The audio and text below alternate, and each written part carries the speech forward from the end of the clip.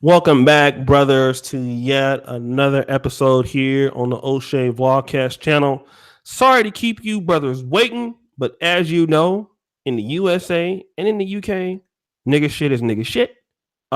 We still gonna be late, and that's how we do it. But guys, today every Saturday I've dedicated a show for our brothers who are in the United Kingdom as an open panel. So if you guys want to come in, you have to be from the UK or in the UK right now as a Black Brit to participate in these particular shows. But today we're talking about dealing with black male depression in England. And so far, we only have King Richez here. So shout out to King Richez. What's going on, fam? What's going on, fam? And's here, supporting, what I mean? And I just appreciate being here on the platform. It's all good. All right, bro. And I'm so glad that you're here today to talk about this topic. And also, this was a show that I was going to do for the brothers in the United States. But I think that this show is going to be, good from the standpoint because you've lived in the USA for some years. And also, you've been in the United Kingdom, for the most part of your life. Let's talk about this whole black male depression piece. Have you had to ever deal with? I mean, obviously, being depressed as a brother in the United Kingdom. Yeah, I mean, I think everybody faces depression at some point in their life. From different issues and different problems in life. I think it's a normal thing, but it's how you handle it at the end of the day, and if you've got a good support system around you. Like, what I mean? Like me personally, I before I went to America, I faced a serious depression where, I wasn't even going out. I wasn't even thinking about girls no more. Like, what I mean? I was just in the house, not doing shit. Like, what I mean? Not getting money and just feeling like my life is just shit. Like, what I mean? And I know how that feels to be in that low place and just feeling like basic despair. Like, do you know what I mean? And it's a serious thing. And some guys don't never get out of that situation. Some guys just stay there because number one, they probably don't have nobody that is there to support them and encourage them out of it. And it's just a serious thing, and some people can't handle it. Let me ask you regarding, before you were going to the United States, what took you to the USA in the first place? Oh, basically, I was playing American football in Europe, in London, and one of my coaches, he actually played for the Tar Heels, like back in the day, like, what I mean? And the North Carolina, obviously, North Carolina Tar Heels, whatever. And like, basically, I was like one of the best players on my team. And he kind of spun the idea of, oh, well, maybe you might be able to compete with the boys across the pond. And, as soon as he said that, like, it was like a fire was kind of ignited. Like, what I mean? The light switch went on in my head and I was like, I want to do this shit.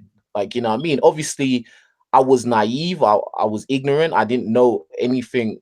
I didn't really know America like that. All I'd seen was Fresh Prince of Bel-Air. Like, what I mean? So I didn't, music videos, but I wanted that experience. I wanted to go over there. Like, what I mean? And plus, like, my brother lives in New York too. So okay, boom, it was a no-brainer, really. Like, so I trained for like 2 years, like 2 years straight, like trying to get bigger, trying to get faster, trying to get my football IQ up. And yeah, it was just that. And then I eventually I got enrolled into a school, and I went by myself, and that was it. let me kind of get back to the piece of, while in Britain, because I know there's certain things that can get a brother depressed, dating and relationships and stuff like that, family life, dealing with, not having the support system. But let's talk about the employment in the United Kingdom and how black men, is there racism that you think that keeps black men out of the, public sector for employment or private sector for employment? What's your take on this? I think that there are the stereotypes of like black men being lazy, black men not being trustworthy, not being reliable. It's all there. Like institutionalized racism is global. Like you know what I mean? And the fact I always kind of find it irritating when people say, oh, you know, everyone's got the same opportunities, got the same chances. I don't necessarily think that's true. Do you know what I mean? Because Mhm. like, you know, our image on the global stage is not favorable. So you, as and I know growing up, my mom always told me I have to work 5 times harder than any other white dude just to get the same position. And that just goes to show how unfair it is. You know what I mean? And I think as black people, not just black dudes, black women too, we're always told that from young that you're gonna have to work 10 times harder, you're gonna have to work 5 times harder. That's not fair. Like, and that just goes to show. And then even if you do work 5 times harder and they do give you opportunity, the eye of scrutiny is on you still. Do you know what I mean? It's like they're waiting for you to fuck up. And a lot of times, the only way you will get those opportunities is if you kind of be the token black guy, if that Okay. makes sense. Yeah. You got to kind of change yourself so that you're not a threat. And that's always never sat well with me. That's always been like an irritation to me. So yeah. Let me do this real quick because a lot of brothers in the United States, as you know, as an African American, what we deal with in our community is that the black men are doing worse than the women. And then the women kind of let you know, like, hey, we're beating you. We're better than you. You guys are not like, for example, in Fulton County, I did Fulton County, Georgia. I did a story about how all 6 black women are leading this whole criminal justice system.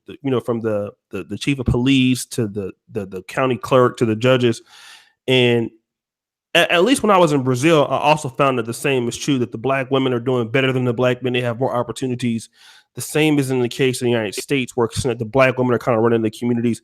What about in Britain? Because that keeps a lot of brothers a little pissed off and can be a little bit depressing. Are black women doing better in Britain than black men are doing better? I mean, in far as careers. I would say that the opportunities, there are more opportunities for a female to do better, because in my opinion, like for instance, black women are perceived as less of a threat Uh huh. than black man. Like, and that just goes across the board, no matter what country you're in. Like, you know what I mean? Like, I do believe that non-black people, even though there's the stereotypes of the black woman being loud and argumentative, she may cause a scene, she's still a woman at the end of the day. And that's not me being sexist, that's just the reality. You know what I mean? Like, you being a black guy, you could fucking tear down the whole building in their opinion. Like, you know what I mean? Like, you could do some damage, or even like take control. Do you know what I mean? They don't really see women as a threat where they might take control or overthrow the system. Like, do you know what I mean? So yeah, I definitely think that, black women, even in the UK as well, will get more opportunities easier Mm-hmm. than black dudes. Okay. Let me do this real quick, guys. Shout out to brother Ant James for the $2 super top. Great topic. This needs to be discussed everywhere. Shout out to Mr. Grandeur. Shout out to brother Marlon Mackey. I know that you're at work. I saw brother John Paul I know he's from the UK too. The boys. Now I know this is a new kind of podcast, brothers, and I know like there's not so many represented people in the UK, but I'm dedicated to at least keeping it up once a week so that we can get you brothers involved. And let me see here. Senator of Truth. I'll get him on, so I see him there in the chat. Let me talk about this real quick, because here's the thing. Shout out to my brother Deep in Thought out of Buffalo, New York. Here's what we know about, at least about Britain, in comparisons to, let's say, a brother in Alabama. Right? If you're in Alabama, North Carolina, you don't have a job. Okay, not so bad, because cost of living is like way low, right? But if you live in London, my God, you know, You're um, fucked. You are fucked. let's talk about that, because both of you brothers, and shout out to Senator Truth, I sent the link to you. You are in the most expensive city in the world, almost one of the top 5. Mm. even I don't want to go to London because I'm like, yo, my dollar is weak there. You know, if I go to Africa, Uganda, you know, I've been to South Africa, bro, I'm balling when I get there. When I go to the UK, if I go there, I'm fucked, right? Mm. How does that go being a black male? You know, you're in London. South Africa, bro, I'm balling. You know you're in London, right? And you're trying to earn a living, and everything is so high. I think you guys are in a unique position because of this, because of the cost of living is so expensive. How do you deal with that without having a job or struggling? How does that affect you? Well, how do most black guys deal with it not having a job? They start trapping. They Mm-hmm. start selling drugs, man. Like it's it's the same old story at the end of the day. Like, you know what I mean? And yeah, London is fucking expensive. It's really expensive, man. And the fact is, the average worker doesn't get paid enough to live comfortably. Do you know what I mean? And then if you make the mistake to go and knock up one of these chicks and have a kid, you're definitely fucked. And that's why I've been making a lot of videos talking about not getting girls pregnant when you're not ready, because that's what a lot of people do.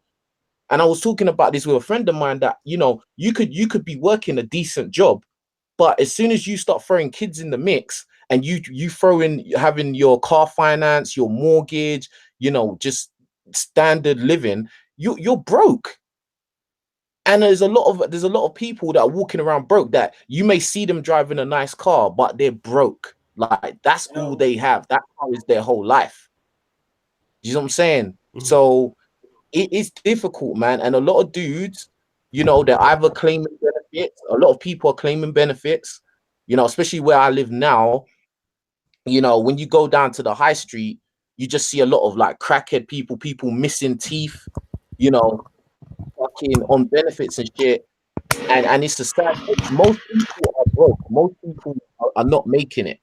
You know what I mean? So it's not. Is I don't know how you guys think of London, like Hello, drinking. hello. Hold on, who's that? Who's that? Yeah, it's me. Oh, okay. You're on two channels. What the fuck? Yeah, I'll boot the other one. Go ahead. Keep talking. Keep talking, King Richez. I'm sorry. Yeah, yeah. So like I don't necessarily, when I was in America, I kind of felt like a lot of like black people in America kind of thought of the UK like fairy tale. Oh, everybody's having a good time, like drinking tea and eating biscuits or some shit like that. But it's really not like that. Especially being in a city of London, it's hard. It's definitely hard. Like what I mean. Everybody's trying to make it, but there's not really. It's like there's not enough money to go round, and everything is expensive. Okay. Yeah, what's good? Can you hear me? Yeah. What's going on? Welcome to the show, man. Thank you for being here. Shout out to brother Wake the Hell Up for the $3 super chat. Shout out to O'Shea, Big Us brother. Shout out to the panel. Let's talk about, I don't know if you were hearing what he was saying, but how is it living in London? Obviously with it's so expensive there. And have you ever had depression because let's say it was expensive and things like that? No. I don't want to toot my horn, or I don't want to, I'll keep it humble, right? Is because I'm qualified in business, and basically I know how to manipulate money at I was very young at basically learning how to make money work for me instead of the other way around. And I learned things like passive income, things of that nature, and basically learn how to make revenue streams of income. So me not having money was never a problem for me. Obviously when I move out, because I'm obviously still living with my mom and whatnot, when I do move out and things is going to be a lot more difficult. But yeah, the depression, for me, like depression, there was different aspects of depression, and there never was the money aspect or like the cost of living there. I'll definitely say that for sure. What was it for you then? Black people. I'll be real with you.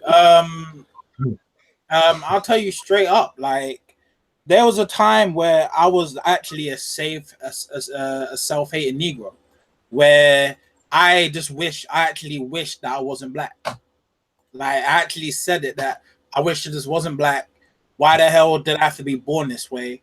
All kinds of bullshit, basically. And really, like the depression side was basically like the body image, and basically weight loss, because like obesity runs in, not obesity, but practically all my family is overweight, and like I was the only dude who was like trying to like keep the weight down and shit, and like that's the type of shit that really depressed me. Anything else I couldn't really think of, like body image and like weight loss, that was something that I had to suffer with quite a lot. And I know quite a lot of people who suffer with body dysmorphia issues and the body let's say the like body problems in general. So that's why I'll definitely say. Okay, let me just do this real quick, guys. Thank you. It's 106 people watching right now on the stream. Let's get you brothers to like the video. Happy early Father's Day to some of the brothers that are fathers. Tomorrow we got a huge hangout on the channel. Phil from the Advice Show is going to be over here. We have Anthony Brian Logan is going to be here. We have New Possibilities, Dr. Kenyon Meadows. So we have some pretty big YouTubers that will be over here talking about, you know, some issues that black men go through. So we got a special treat for you brothers, man. See some huge YouTubers over here that will be over here tomorrow. So brothers, be ready for that. We can't wait for it's gonna be a great conversation for you black men out there. Get the likes up on the video. 105 people watching. Let me talk to you about this real quick, brother Richez. Now, obviously, as a Nigerian, first generation Nigerian immigrant, I know you said you ever were born to a single mom. I know both of you brothers are, you know, your father passed too, also Senator Truth. But a lot of African American brothers, when we start off in life, most times our fathers are not there. So when we're trying to make it, we're not only trying to make it for ourselves. We're trying to make it for mom. We got to take care of our moms in her old age. We got to take care of, let's say, if we got a sister, sometime a grandmother. So we already start off taking care of people. Shout out to Brother Linnell. And that's one of the things that keeps, I think, a lot of black men kind of, you know, wanting to maybe get into like a life of crime a little early to take care of mom and be kind of the man of the house, quote unquote, before they're supposed to do. Let me go to you, Brother King Richez. Did you have that pressure, or do you, when you were coming up, that you need to hurry up and kind of make it and take care of mom and take care of grandma or take care of a little brother because, you know, now the pressure on is you to be a man? Let's talk about that. Well, in my own specific situation, my mom is a very hardworking woman. So, you know, she didn't never depend on nobody. You know, she was very independent, and she didn't make it a thing where, oh yeah, you need to hurry up and make money and, you know, pay all the bills and look after me. She never instilled that. It was more of a thing of you need to achieve, you know, the traditional Nigerian, you know, values of you need to go to school and go to university, become a lawyer, you know what I mean? Like one of those kind of things, like, you know what I mean? So I didn't really experience that, but obviously a lot of my friends who I grew up around, it was that situation. Do you know what I mean? It was that situation where, you know, their mothers are depending on them to be the man when they're not men yet. Do you know what I mean? And a lot of my friends went down that life of crime because they just wanted, and not even just, you know, trying to look after their family. They the flashy thing, like they wanted that rock star life. You know what I mean? So they were inclined to go and do, you know, unsavory things for money. Do you know what I mean? And this is what I'm saying. It's the same cycle, you know, that happens in the States. It happens over here. I know Senator Truth was saying he didn't really have problems with money, but I honestly, I would say the majority of black guys, black youth, they don't get taught how to use money. They don't get taught how to make passive revenues of income. You know what I mean? So most guys are in that poverty, you know, kind of bad situation, and you know, they're not at an advantage. Do you know what I mean? So, you know, yeah, a lot of dudes turn to crime. A lot. A lot. You know what I mean? Even girls too. You know what I'm saying? So yeah.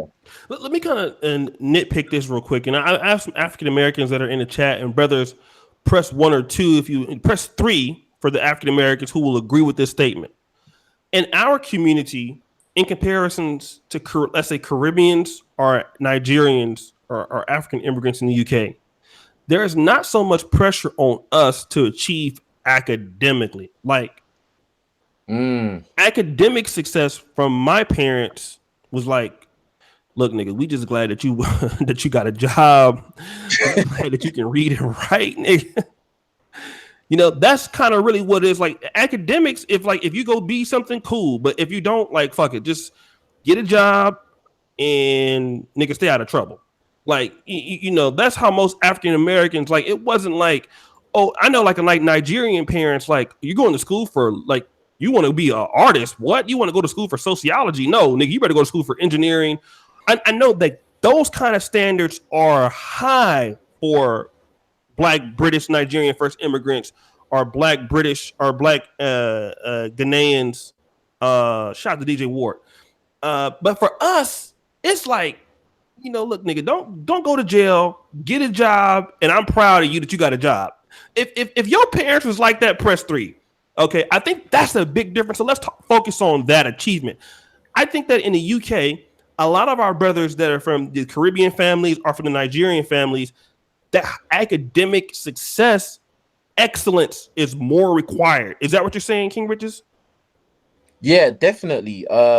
You know, obviously, I know in my household and a lot of the other Nigerian, let's just say even like African countries, you know, that were first generation that I knew personally, that, you know, you have to go university. You're not gonna be in my house and not go to school.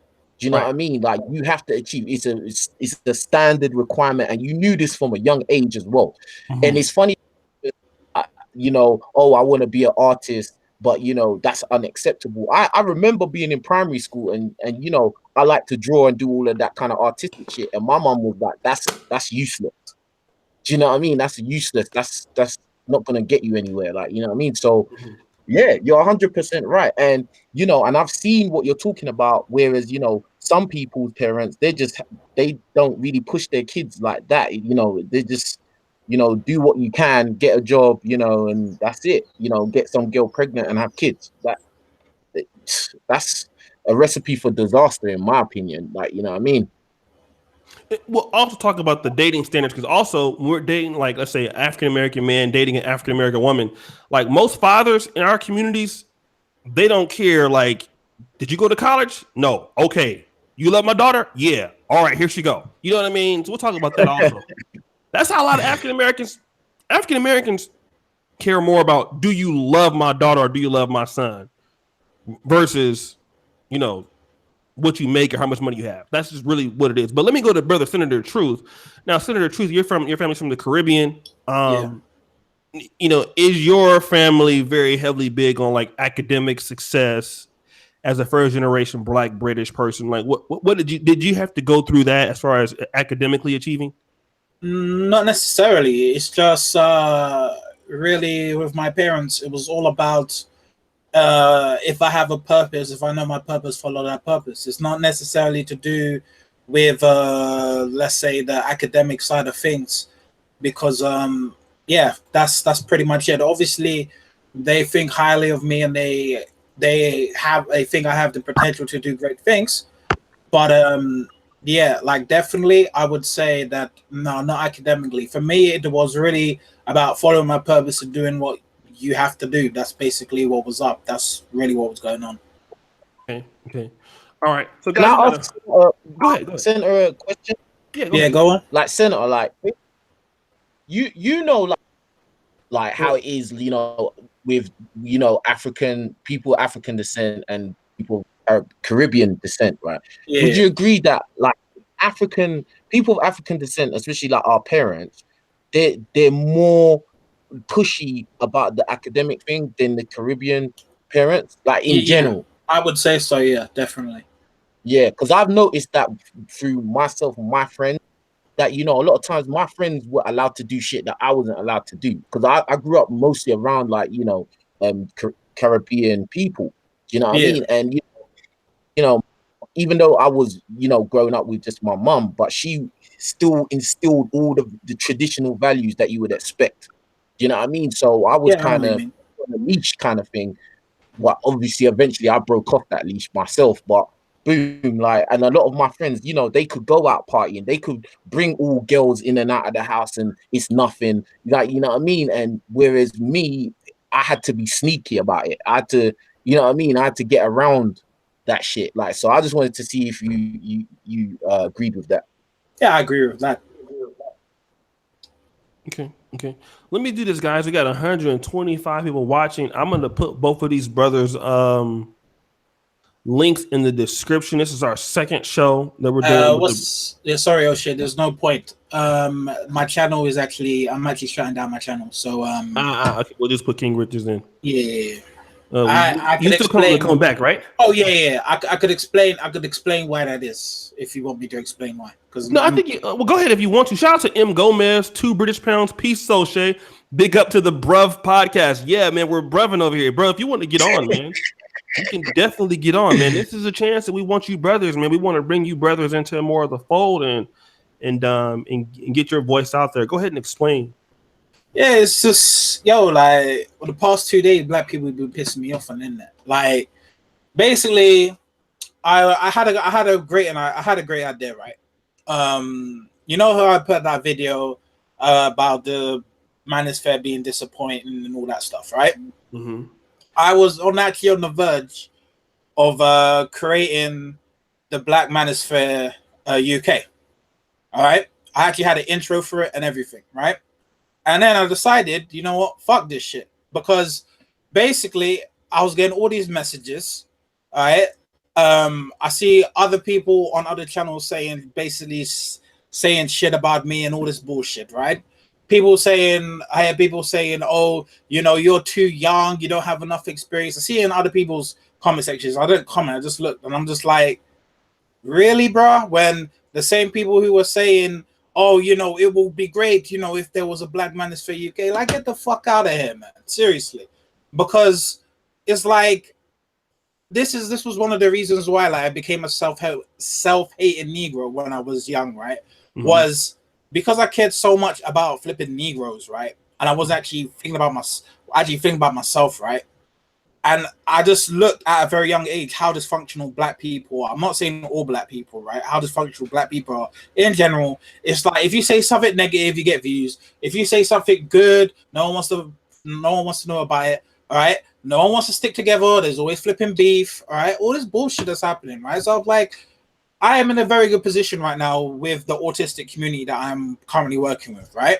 Mm-hmm. So I'm thinking to myself, right, why the hell am I gonna go and put myself back into that situation, right? When it wasn't because I was part of the Black Manosphere. Why the fuck am I gonna go back there when all I'm gonna have is people just, cussing me down and all this bullshit? So basically, what it is I have decided to take down the channel, and I'm gonna go to a part of YouTube where people will not find me. But don't worry, O'Shea, you will find me. And that's basically that, and I've basically unsubscribed to almost every black YouTuber on YouTube, period. All right, I'm still subscribed to you. I'm still subscribed to Ringo TV Raw and a few others, right? That's really about it, and also King Richez, because it's just got to a point where it's just really pissed me off. I'm like, I want to get some fucking value from the Black Manosphere, and all I'm fucking seeing, right, is people just talking about pussy, how to get fucking pussy, how to get fucking pussy. Like, seriously, why can't they just shut the fuck up, right? Because I know every black person has something new, different to bring to the table, right? That's why I rate King Richez, right? Because I see the stuff he talks about. It's different, it's unique. And all I'm just going on there, I'm just seeing people talking about pussy. I'm like, really? You be beating this bush for almost a flipping decade. Like, for fuck's sake. Like, seriously, it got me so irritated. I was like, you know what? I'm just going to unsubscribe. There's even new YouTubers coming up, right? New YouTubers that's coming up. And I'm seeing them talking about pussy. I'm like, what was the point of me making that video in the first place? If everyone's just going to go back to do the same shit I was going to do. I didn't expect everyone to do it, but it's like it's like I go on my subscription feed. And I'm seeing thumbnails of women, how to do this, how to do that, blah, blah, blah. I'm like, bro, like, can't you just get out of that flipping mental slavery trap of fucking pussy?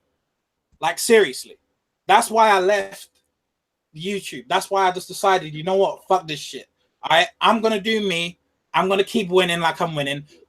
King Richez sees what I'm doing on Facebook. He knows what's up. All right. By the way, I bought like a £860 rowing machine, but they sent me the wrong fucking model, right? And that's really that. All right. That's what I really want to do. So I'm obviously here to help you out, O'Shea, all right, and whoever wants to talk me, but I've just come to that mental point where I'm just like, I don't give a fuck about pussy right now. I care about self-development, self-improvement, and value. That's what I care about. And that's my rant over. It was an excellent rant, by the way. Let me do this. That was pretty good, man. Dre and Diamond contributing to the cause. Let's talk something about that does affect our brothers in the United States. And as we're seeing, that there's a close, it's a very good symmetry between the relationships that we have with some of our situations than you have in the United Kingdom. One of the things a lot of brothers in the United States complain about is the fact that we have a lack of black men that have communities that we can reach out to and get certain groups of information. So if we are in a state of depression, or if we can't deal with certain things, a lot of times we don't see ourselves represented. Let me give you an example. When I wanted to be like a medical doctor in my city, even though there's 20 million African-American men, the black men applying to medical schools in the United States are actually decreasing. So it's very difficult for me to see myself represented. Now, I know in the UK where there's even less, there's only 1 or 2 million blacks in the UK altogether. What is getting help from other black men in the United Kingdom as a black man to discuss some of the issues you're going through? Let's start with King Richez. Where is the help? Where is the support system from other black men in the UK for brothers? To be honest, it's your own personal social network.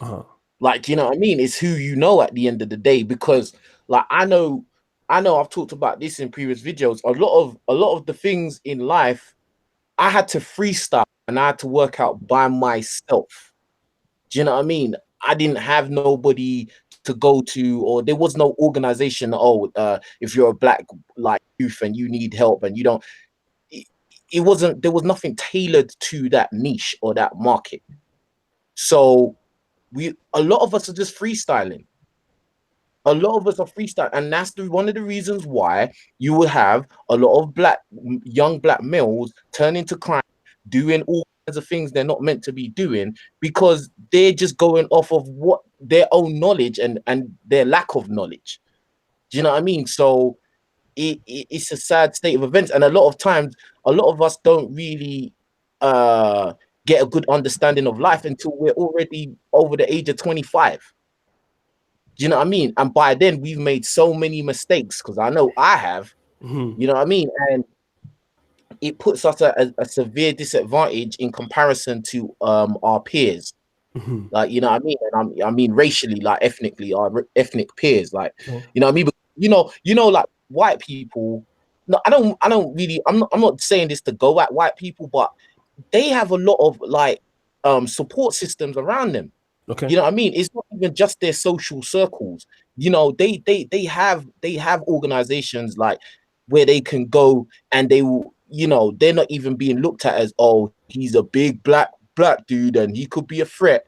Like, you know what I mean? They're welcomed, innit? Like, so I don't know, man. I just think that we don't really have any support systems, and in terms of like depression that is specifically tailored for young black youth, or organizations that give young black boys specific strategies to win. A lot of times we're just given roundabout advice. Oh yeah, go to school and get a job, and oh, you need to become an entrepreneur. Yeah, an entrepreneur doing what? Right. How do you do it? How do you get there? Because a lot of people, they like to front and they like to stunt on everybody else. And look what I got. Look what I got. I mean, you see it on YouTube, all these little adverts. Oh yeah, I created online business, blah blah blah, and now I'm rich, and you can do it too. Yeah, how though? Do you know what I'm saying? How? Nobody ever tells you how. And then when you go to, because I go on these little courses, these little things, and then it will be like, yeah, I'm going to tell you everything for free. And then when you go on the thing, they basically are stunting on you the whole thing. And then they'll be like, okay, yeah, I will give you the inside knowledge, but it's $3,000. Thank you. Yeah, You know what I mean? They never tell you the what. Look, and this is one thing that I was talking to one of my friends yesterday. When I see people and they have like really expensive cars, or they're rocking a lot of jewelry or nice clothes, I don't care about what you've got. I want to know how you got it. Mm-hmm. How did you get it? How did you go from being broke to balling? And most people are not going to tell you how they did that. They just want to, oh yeah, I just got my own business. How did you start? Let's stop right there, because you bring up a good point. And this is the same thing that we have a problem with. And shout out to my brother Harry Mingo, $50 super chat. My brother Du Bois, big respect at super chat. My brother out of the UK, £5 British. I'm gonna keep with you right now, King Richez, and we're gonna get to brother Senator Truth here just very shortly. But here's a problem that we have as black men, African American men, when we start to, at least on our thing, right? Shout out to my brother Stephon Clink Scales. Got to bring him back on. When we have information for other brothers to try to bring them up, and me and you, I was sharing some things with you about content strategy before on YouTube. It seems like those type of things, instead of trying to help other brothers, in America, we also do that. We keep our information good, like, oh, we don't want to help you. Is this the same thing that a lot of blacks are doing? A lot of blacks, like a lot of Nigerians or Ghanaians or Caribbeans, do they do this? Do they try to keep other brothers out of the loop? Yeah. 100%. Everybody's trying to stunt. Everybody wants to be the guy, the one at the top of the hill. You know what I mean? If they've got like a best friend, or their little brother, then they'll give them a little bit of knowledge. But it's not like, oh, we all need to help each other. No, it's not. This ain't Wakanda. Like, you know what I mean? We're not all trying to help each other. A lot of us just want to stunt on everybody else and wear Rolex and drive a BMW, and I've got it, you ain't got it, you're broke bum. Do you know what I mean? And I get all the girls, because really and truly, all of this shit it always comes back to girls at the end of the day. Mm-hmm. Do you know what I'm saying? So a lot of guys, think about it. If it's all about girls, fundamentally, if you're a guy and you're balling and you're making money, you don't have to clock in a 9 to 5. You're making passive income online and shit like that. Why are you gonna help the competition? I think that's what a lot of guys think. Do you know what I mean? I don't want him to be on the same level as me, less for me. Mm-hmm. But what a lot of these guys don't understand is there's enough for everybody. Mm-hmm. But all that's happening is that there's some people that there's a minority, a small minority that are doing it, and then everybody else is struggling. Then most people are broke and fucked up, and they will actually end up doing crime and robbing you. That's the thing. So yeah. I'm going to get back to this black crime in Britain, but let me kind of get to Brother Senator Truth. It seems like he has something he wanted to add in. What did you want to add into what Richez was saying, Brother Truth? Yeah, like I completely co-sign what King Richez says. Regarding the thing is it's the crab in the barrel mentality with black people. Mm-hmm. It's if a black person's doing something good, someone wants to bring it down. Because I'll be real with you, like, this may sound like a shock to some of the folks who may be listening, but it's some of the black women in the UK that's helping out the black men. Like, it's because I only see a few. There's a few men out there. Don't get me wrong, but I'm telling you, it's the black woman that's putting black men here on game. Because I work with someone in the autistic community. She was the one who actually gave me a platform, right, that allowed me to speak about black issues and regarding autism, things like that. She's helped me so much. Amazing. I have another black woman who basically was teaching me about business, right? I'm still cool with her. We still talk, right? Mm-hmm. And it was another black woman who put me on to another person who was a YouTuber. I don't know actually if you don't know him. Brandon, you ever heard of Brandon Carr? No, I've heard you talk about him before, but King Richez knows about him. Basically, I actually went on a course with Brandon Carr. It was an online course. There was another guy called Connor Murphy. I don't know if you heard of him. He's I've like never a heard him white. also. He's a white guy, right? He's a white guy. He has like 1 million subscribers. He's the fastest growing YouTuber in a year, right? And basically, I paid £212, right, for him to basically him and Brandon Carter to teach me everything they know about how to grow your YouTube channel, your Facebook, and your Instagram. Mm-hmm. All right. And like, I'll be honest with you, I've been slacking, but when I was actually working it, like the numbers were going up like very, very good in regards of that. And yeah, so it's really is mostly the black women that are actually putting us on the game, because when I was actually gonna start a Black Manosphere or whatever, Black Manosphere UK, I had actually figured it all out. I had like a code. Because I have the knowledge, I was gonna tell everyone, hey, look, whoever wants to join, I would actually help you out in building your channel so all of us could grow as a group, right? Because the reality is when black people think that, it's just if he's on my level, he's a threat. Actually, not. If two of you come together, right? This is how business works. If two of you on the same level come together, you actually make more money, not less, because you are actually exposing both of your brands and both of your content to different audiences, and some of that audience may be actually the target audience that you're trying to target. So people like black people got it backwards in regards to that. If we actually stick together more and we actually work together more, we actually build more. The fact that the proof is in the pudding regarding what I'm doing with autism, because I've had a whole bunch of black support groups with autism women and also some men as well. All right. And we're doing well. Like I'm actually well known around South London in the autistic community. Mm-hmm. So that's just something that I'm just very happy about. But that's the thing with black people, is we need to basically stick together and grow as a unit.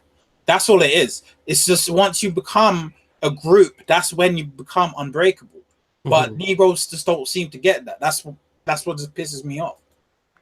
And shout out to Brother Marlon. I sent the email to you, Brother Mackie. He's also in the UK. So shout out to Brother Olu Falcon Black. He couldn't make it today, but he's supporting in the moderator chat. What's going on, Brother Mackie?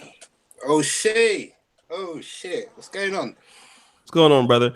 Let me ask. I'll start with you, man. And thank you for joining in, brother. Thank you for always supporting the channel. Did you want to weigh in on anything that these brothers have said? Sorry, what was you just saying? I was busy sorting this out. What did they say? Yeah. Let's say, do you see that there's, let's say, if you were going through depression with certain things in the UK, and we'll talk about the weather conditions there also, because it's pretty harsh in comparisons to most parts of the United States. But did you have a hard time reaching other black men to get information in your communities and stuff like that? Was that very difficult for you to do? Did you see a lot of black men working together doing things? You know what it is? Generally, I think what it is, people, they're just on their own grind. You know what I mean? So it gets to a point where they don't have time for you. Do you understand? Mm. So whether it's drugs, whether it's something legit, people just don't have time. And that seems to be more in our community. Maybe, I don't know, social interactions ain't built up properly. You know what I mean? But yeah, it's just like people don't have time. That's the way I see it. You know what I mean? So more time you'll be dealing with these things by yourself. Yeah. I mean. All right. Anything else that you want to put on that? Or shout out to Gunna Dan, my brother, for $25, man. Good to see him. Good African-American brother right there. Let me go just real quick. I'm gonna go back to King Richez. King Richez, let's talk about this. I think most of our depression, we know about Anthony Bourdain. For you guys heard about it last week. He committed suicide. Speculation is over a girlfriend. And we know a lot of brothers around the world fall in love and find some sort of depression because their heart is broken. And then they don't have people to talk to help them out. Let's talk about you, King Richez. Have you had this issue with being depressed over a relationship, problems with women or something like that? And if you want as much details you want to go into, you can go ahead and go into it, brother, if you want to. Even actually, I'll talk about an experience I had in the States. Like while I was at college, I was dating this girl. I was basically with her for like a whole full year while I was there. And I think I made the mistake, this is prior to like learning red pill, learning female nature. This is when I was just a regular dude. Like, you know what I mean? And I was spending time with her every day. Like, we was basically living together every day in, day out. So she was like my best friend, and it actually got to a point where she was the only person I really fucked with, like talked to about anything. Do you know what I'm saying?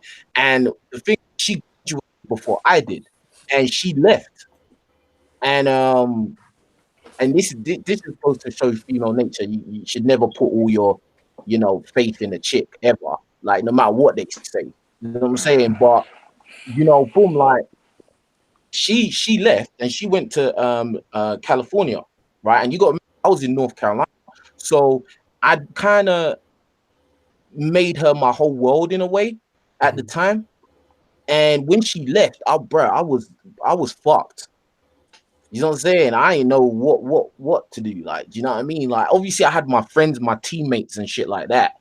Okay. You know what I mean? But it's different when somebody you're with day out disappears. Like, you don't see them no more. It's like you've lost a part of you's gone, innit? Like, you know what I mean? And I don't mean to sound all fucking romantic or some dumb shit. Like, you know what I mean? I'm just saying how I felt at the time. You know what I'm saying? And like, I was depressed, bro. Like, seriously, I was depressed. Like, I didn't even feel like I could talk to girls anymore. I didn't even because I'd been with her all the time, so I'd fallen out of touch with all of that shit. You know what I'm saying? So yeah, I was fucked up, man. I was fucked up, and it took me a while, like hanging out with my friends again, like more often than I was before, and starting to go out again, and messing with girls and stuff like that. And then I eventually got out of it to the point where I'd gotten over it. But when I was in that situation, I was fucked. You know what I mean? I was fucked. I was thinking about her all the time, like on some lame shit. Like, when I think back at it, I'm thinking, now, bro, I was fucking lame as fuck. But bro, it's real, and I know this shit happens. Like, I don't care how in red pill or how much game any of these guys say, bro, there's been one girl in your life that's done that.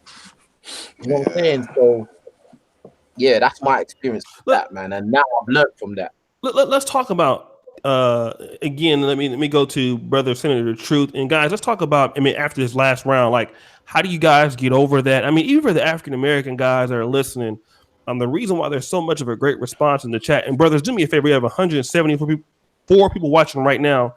I'd appreciate all of you brothers to like the video. Okay, we have this every week, trying to get our brothers from Britain on. They're a very big part of what we do. So get the likes up on the videos, man. These brothers are taking time out of their day to come out and speak to you guys. The least you guys can do is like the video. Let me get to Senator Truth. Let's talk about dealing with a lot of relationships insofar as maybe black women or other women and stuff like that. What was your experience in being let down and being depressed over a relationship? Man, I've got a story. Basically, I went into a deep depression once when I broke up with, I can't remember how long this was. Was it maybe 2 or 3 years ago, right? There was a time where I was actually a relationship that was like so bad, right? That hurt me so much that I actually stayed single for 5 years. And I actually purposely said, like, look, I need to just work on myself and basically forget about, these females in general, for a point where I felt like the way the breakup happened was I felt very disrespected, in a sense where, imagine this, right? There's someone I like generally love, generally cared about, right? And she tells you to come to a certain place, right? And she basically says, I am not this or I'm not that, it's not me, it's you, that bullshit. Oh boy. Basically, out there too, huh? Yeah, we all heard that one, but basically the thing is this is why, because I'm not really gonna get into the personal details of shit because I don't think it's appropriate, but really is we broke up, and basically she said, like, imagine this, after a breakup, she's saying, do you want to go to the park? Like, do you want to go to the park? Like, literally, she told me, look, do you want to go to the park? Like the breakup wouldn't have no significant effect on me. I wouldn't feel some sort of way. So I came to a point where I just went up to her and I just basically said, you know what, yeah, I feel disrespected, innit? And I just turned around and I told her I was calm, I was collected about it, but inside I was feeling like shit. She turned around, I basically turned around and said to her, look, don't message me on Facebook. All right, I'm gonna block you on Facebook. I'm gonna delete your number, and I do not want to be friends with you. And I basically got up and I walked out. But after a while, I was on the train, I was walking, and I actually felt like a G. I ain't gonna lie, I felt like a boss because I handled that shit like a boss, yeah. And like for some weird reason, was when I was listening, it was like there was music playing in my head. It was like I'm playing as a movie. I remember I was in London Bridge, and I was feeling good. I was feeling proud of myself. And then as soon as I get on the train, guess what? I start bursting out in tears. And when that happened, I realized after a while is I started feeling it, and I started looking into red pill stuff. I started reading about female nature, and I started going to the gym and all that stuff. And I actually looked into the nature of females. I actually, for a minute, I actually said I'm no longer a Christian. Actually, this basically denotes my Christian. I could speak about that if you want. And basically said I'm an Israelite. And basically, because I was reading the book, I was reading my King James Bible and all this stuff, right? And I started understanding about shit. And after a while, I started realizing life is so much better. And then I feel to myself, oh, you're not meant to love a female because a female doesn't love you the same way she loves, like you love her, right? And you're never meant to put your trust in a female. So after a while, I started learning game and good stuff. And I started doing these things like experimental relationships and shit, right? Where I had chicks who used to come over from overseas. I remember one chick that I was dating from Dubai, and I basically turned around to her and just said, hey, look, I don't want anything serious. You know, we just hang out.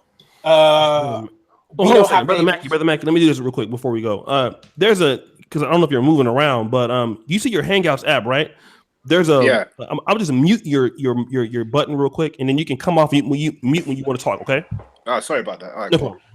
Go ahead, Senator. Yeah, so basically, I did some experimental relationships, and I put everything to the test. I just went absolutely ham, and I started a cold approaching chicks in the street and all this shit. I just went full POA mode, and basically, I started dating females. I started understanding about chicks and things like that. I started getting to the best shape of my life.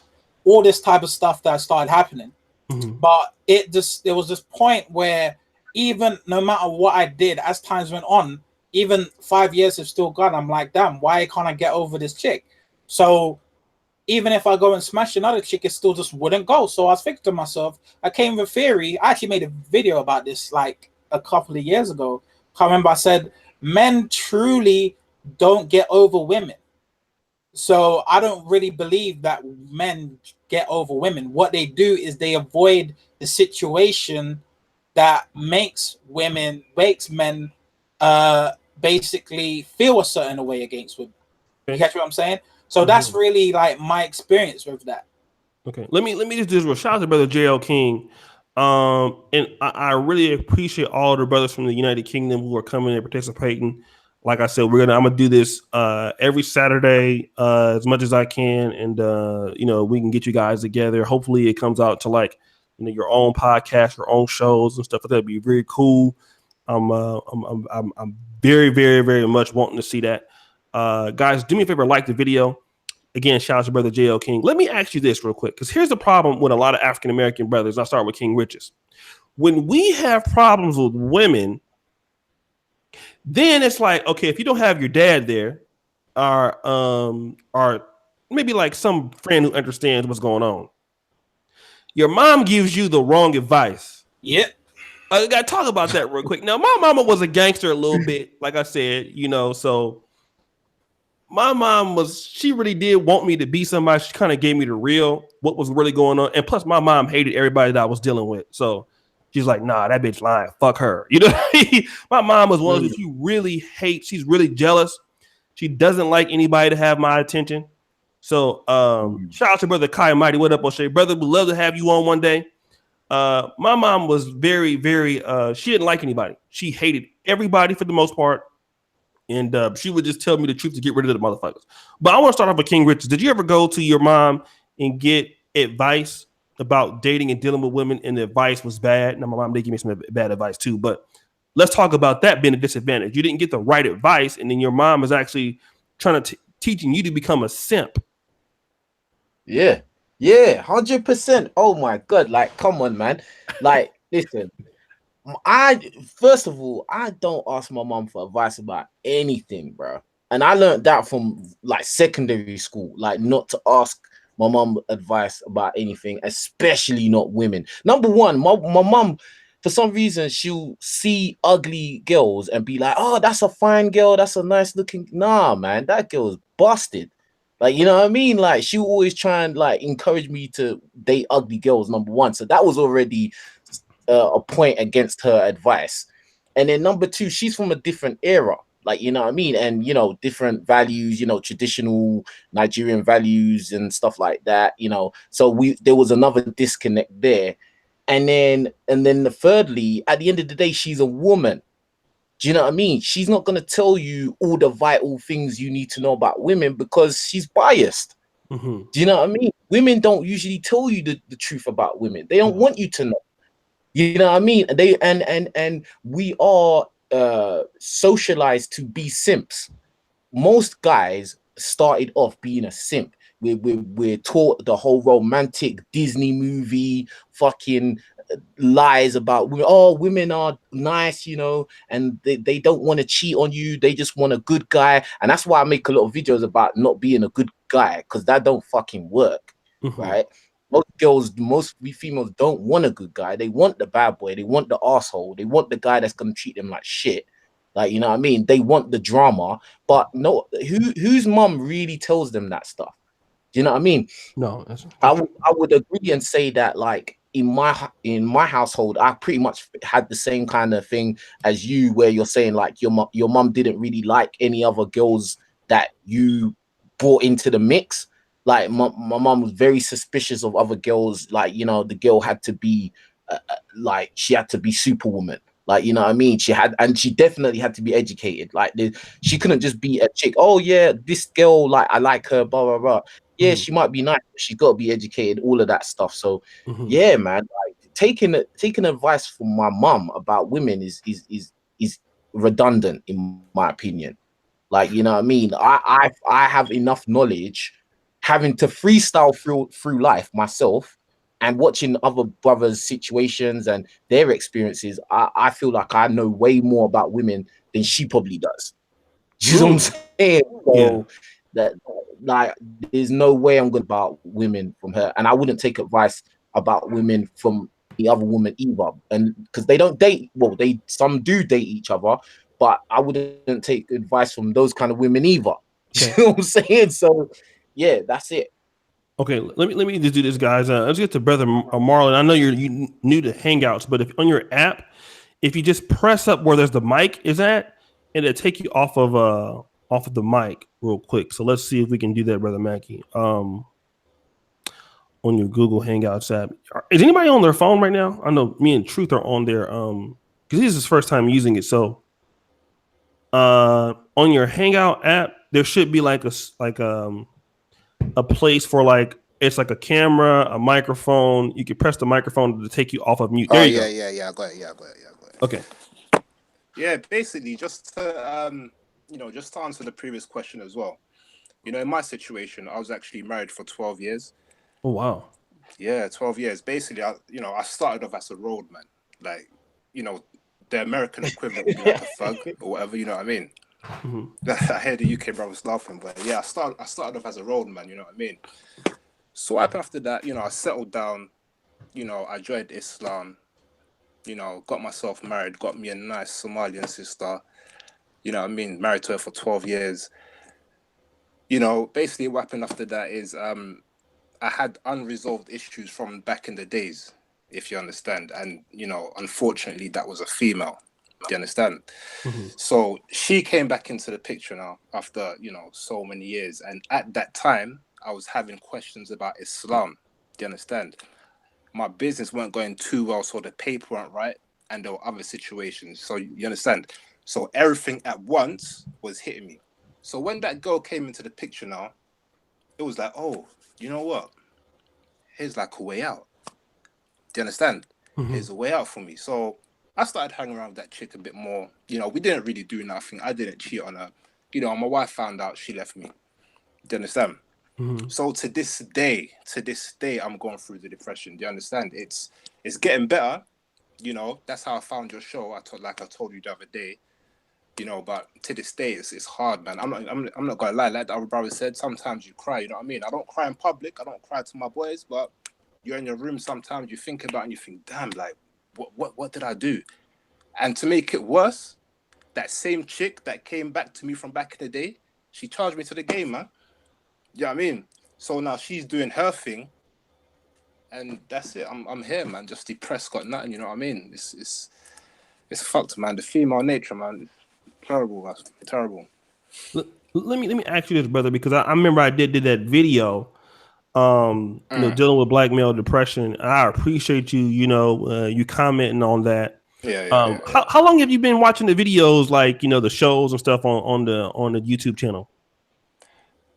I think for around maybe 6, 7, 8 months now. Yeah, I used to watch. I started. I don't know. Around that time, but I remember it was around the time when you used to always say, yeah, clips, or I'm really preaching organ, and you have the music in the background. You know what I mean? I used to love that shit, man. It was that's when I started. I was thinking, yeah, there's something about this guy. Because I heard about you from before, but you know, when you just in and out of videos, like, you know, you're hearing things, and, you know, I watched 1, 2, 3, 4, got into it, and yeah, I've been a follower ever since, man. Let me ask you this, brother, because I mean, there's a big part of the manosphere guys. I mean, that we're not talking about, and I'm glad you mentioned this. And shout out to Rusty Balls. We're supposed to do a show today, but there are a lot of our brothers who have been married and divorced. And they're dealing with that, and we got to really, you know, start addressing that. I mean, I know guys like me, King Richez, and Senator Truth, we've never been married, but but let's talk about that a little bit longer. And I'm going to come to Senator Truth in a minute. No problem. Sorry to interrupt. I'm gonna have to go soon, actually. Yeah, so I can't stay too long. Yeah. No problem. If you're free tonight, bro, I'll give you a one-on-one, bro. We can hook up. I see what I could do. I can't promise that. I see what I could do. Okay, whenever you want to come on, bro. So, anything else you want to say about the marriage? Anything? Yeah, about how are you overcoming it? How are you doing a little bit better? I mean, as far as daily. Well, basically, you know, I'll divide it into sections. At first, you know, you don't really know where to go. Do you understand? You don't know where to go. You may talk to someone, they'll give you advice. You talk to another person, they'll give you different advice. You talk to your family, you get a different set of advice. But because you're not grounded in anything, yeah, because obviously, you know, I grew up with a single mother, you know how the story goes. Yeah. You know, I weren't grounded, so I didn't have anything to relate it back to. I don't know who is telling me what. So in a way, you have to find like the brother said, you have to find your own way. Do you understand? So, you know, just start hitting the gym, try to keep my mind occupied, you know, hanging around with people more, doing the things you need to do, listen to different advice, you know, from people in a similar situation, and you just grow. But, you know, sometimes the problem with that is you grow, or you think you're growing, you get to a certain point, and then you learn a new bit of information, and you realize you haven't grown at all. Mm-hmm. Do you understand? So it's a whole new lesson again you have to learn. And, you know, sometimes you just have to, you know, when you're going through a divorce, you just have to maybe cut women out your life for a bit.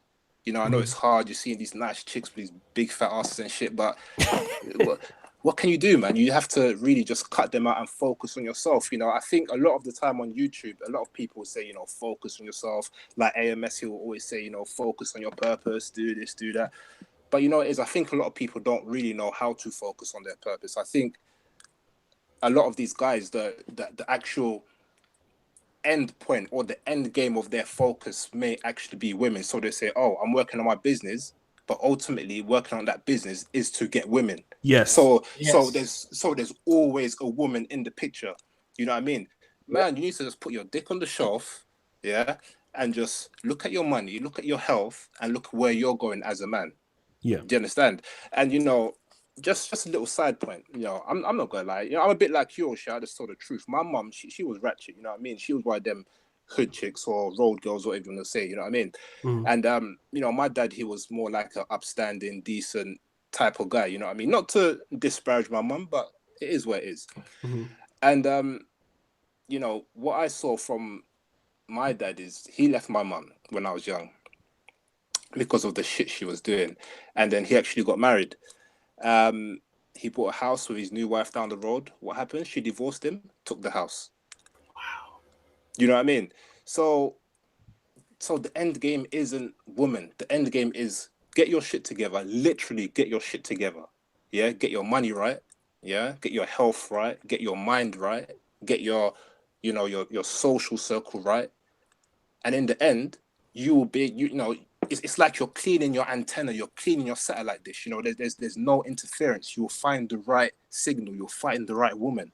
But everything has to be on point first. You understand? Man, so that's what I'm doing now. Don't get me wrong, I still, go around and do what I do. But, it is what it is, man. You just have to totally forget women sometimes, man, and just act like they don't exist. I need to practice what I preach, but, yeah, that's what I'm saying, man. I know you have to go and everything, but let me just ask you this, man. With the kind of the podcast and these kind of shows, do you think that this is actually good to help the brothers, man? Like, do you think this actually is beneficial, the content that we're trying to do?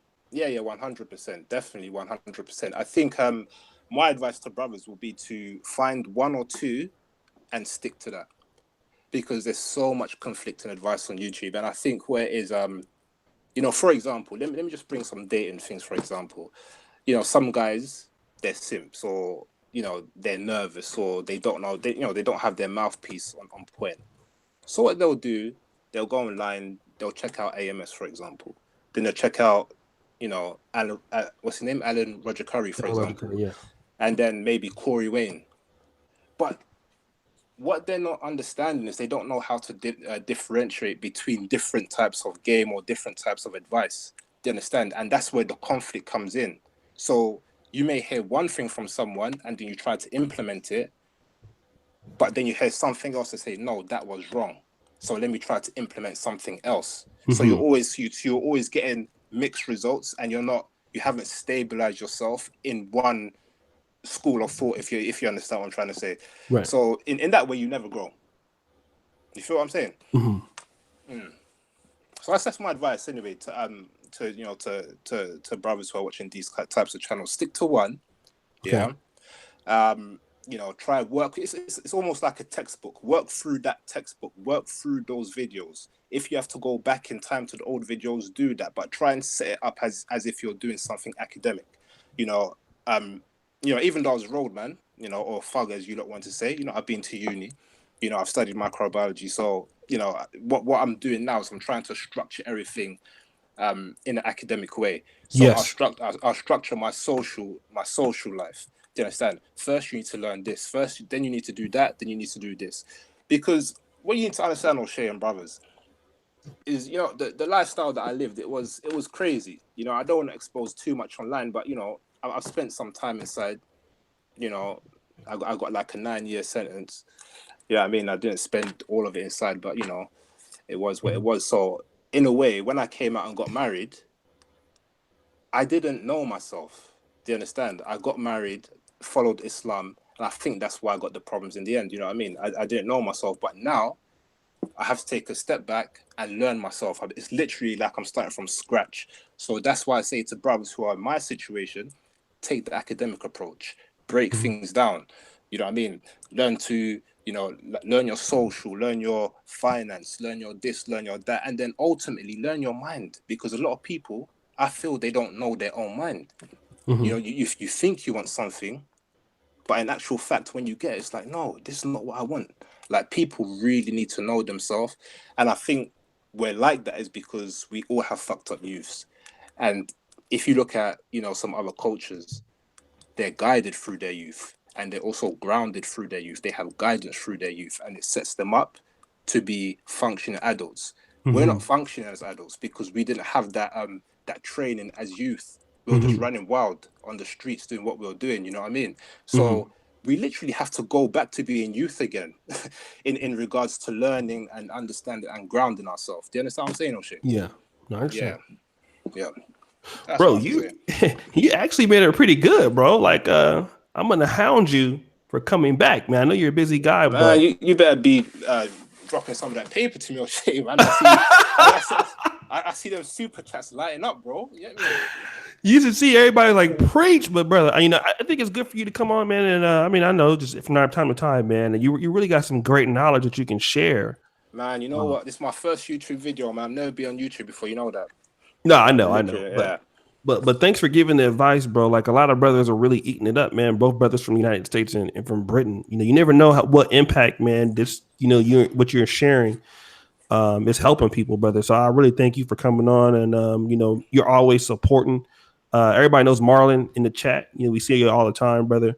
So thank you for coming on. I know you have to go, but no problem. Yeah, man, you dropped a lot of knowledge. What do you guys think about what he's saying, Senator Truth? He's spot on, man.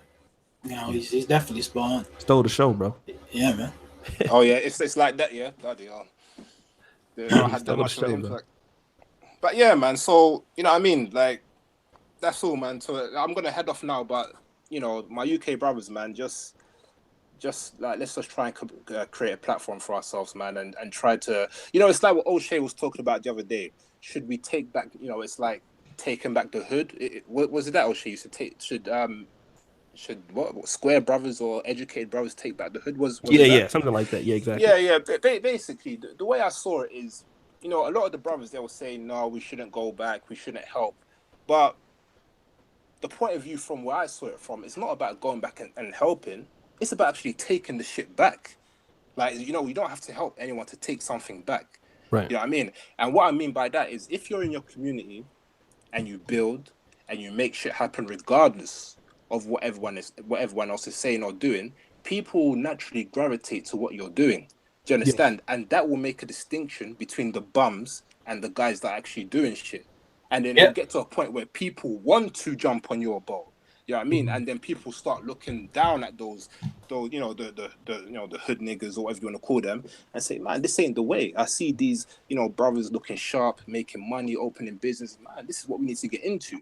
So if you're talking about taking back the hood or taking back your community, that's the way to do it. It's not about going back and helping people. Obviously, you can give advice to people here and there and, try to bring up one or two youths, you know what I mean? But on the whole, man, shit needs to be taken back. Like, the epiphany I had the other day is the lame educated brothers actually rule shit. They actually rule shit, you know what I mean? Yeah. If you think about it, in a few generations, it will be the lame brothers making the iPhones. It'll be the lame brothers opening business. It'll be the lame brothers making computers. It'll be the lame brothers doing all of this shit. Do you understand? Yeah. This, why are we even, discussing whether or not we should be taking back shit? You know what I mean? It's ours for the taking. Like it's like an open platform. Like thugs and these people don't rule. I think we're using women as a barometer. It's like, okay, well, women don't like this. These chicks don't like this. Therefore, we're going to sit down and we're going to complain. No, fuck women. You know what I mean? Like, they, just like there's lame brothers out there, there's lame sisters out there. You know what I mean? And we could all do this shit together. It's going to get to a point where someone is going to have to get into shape. And it's not us. You know what I mean? Because we know what we're doing. You feel what I'm saying? I understand. But anyway, man, I need to head out, man. You dropped some bombs, bro. I'm be sweating you, man, to come back. So thank you for coming on, brother, man. No problem, man. No problem, man. Much love to my American brothers. out here in London. We got love for you. Love for my UK brothers as well. Love for you, O'Shea, as well, man. Thanks again, brother. Much love to you. You never know, man, who will drop bombs as a subscriber when you let them on, man. Like that's why, talent is a key. Katunde Bowden said, "Learn your mind." He's casting jewels right now in front of you, brothers. That is the most important thing to learn in life. T-Bone Rex says, this guy needs his own YouTube channel.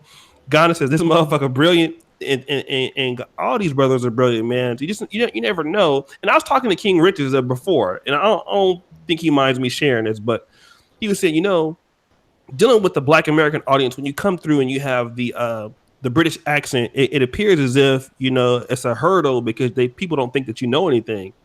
And I was saying, that is somewhat, I think is somewhat true, but the misconception is once they get over that and they start hearing the information, it's just like anything else. So I'm glad to have him. But let me ask you this real quick, Brother King Richez. I'm gonna start with you, and then we'll go back to the senator. But okay, I know in America, one of the things, and obviously I know depression is a medical condition, right? So I mean, it's not really depression, but kind of feeling down in the dumps. But a lot of things that brothers say that really, really, really irks them. And it could be leading to depression. It could not be. I'm not sure. But in America, what we're saying is, hey, we want to do things that are positive. Go to school, as you guys call it, go to uni and get education and stuff like that. But the women that we want to talk to and deal with, as far as they're black women, they tend to not want to deal with us. They're still looking for the as he said, kind of the rogue guy in your language, or thugs or something like that. Whereas, the brothers who are upstanding, that are actually trying to do the business thing, that are trying to do the right university educational training, the women are not really interested in us like that. And that causes a divide in Black America.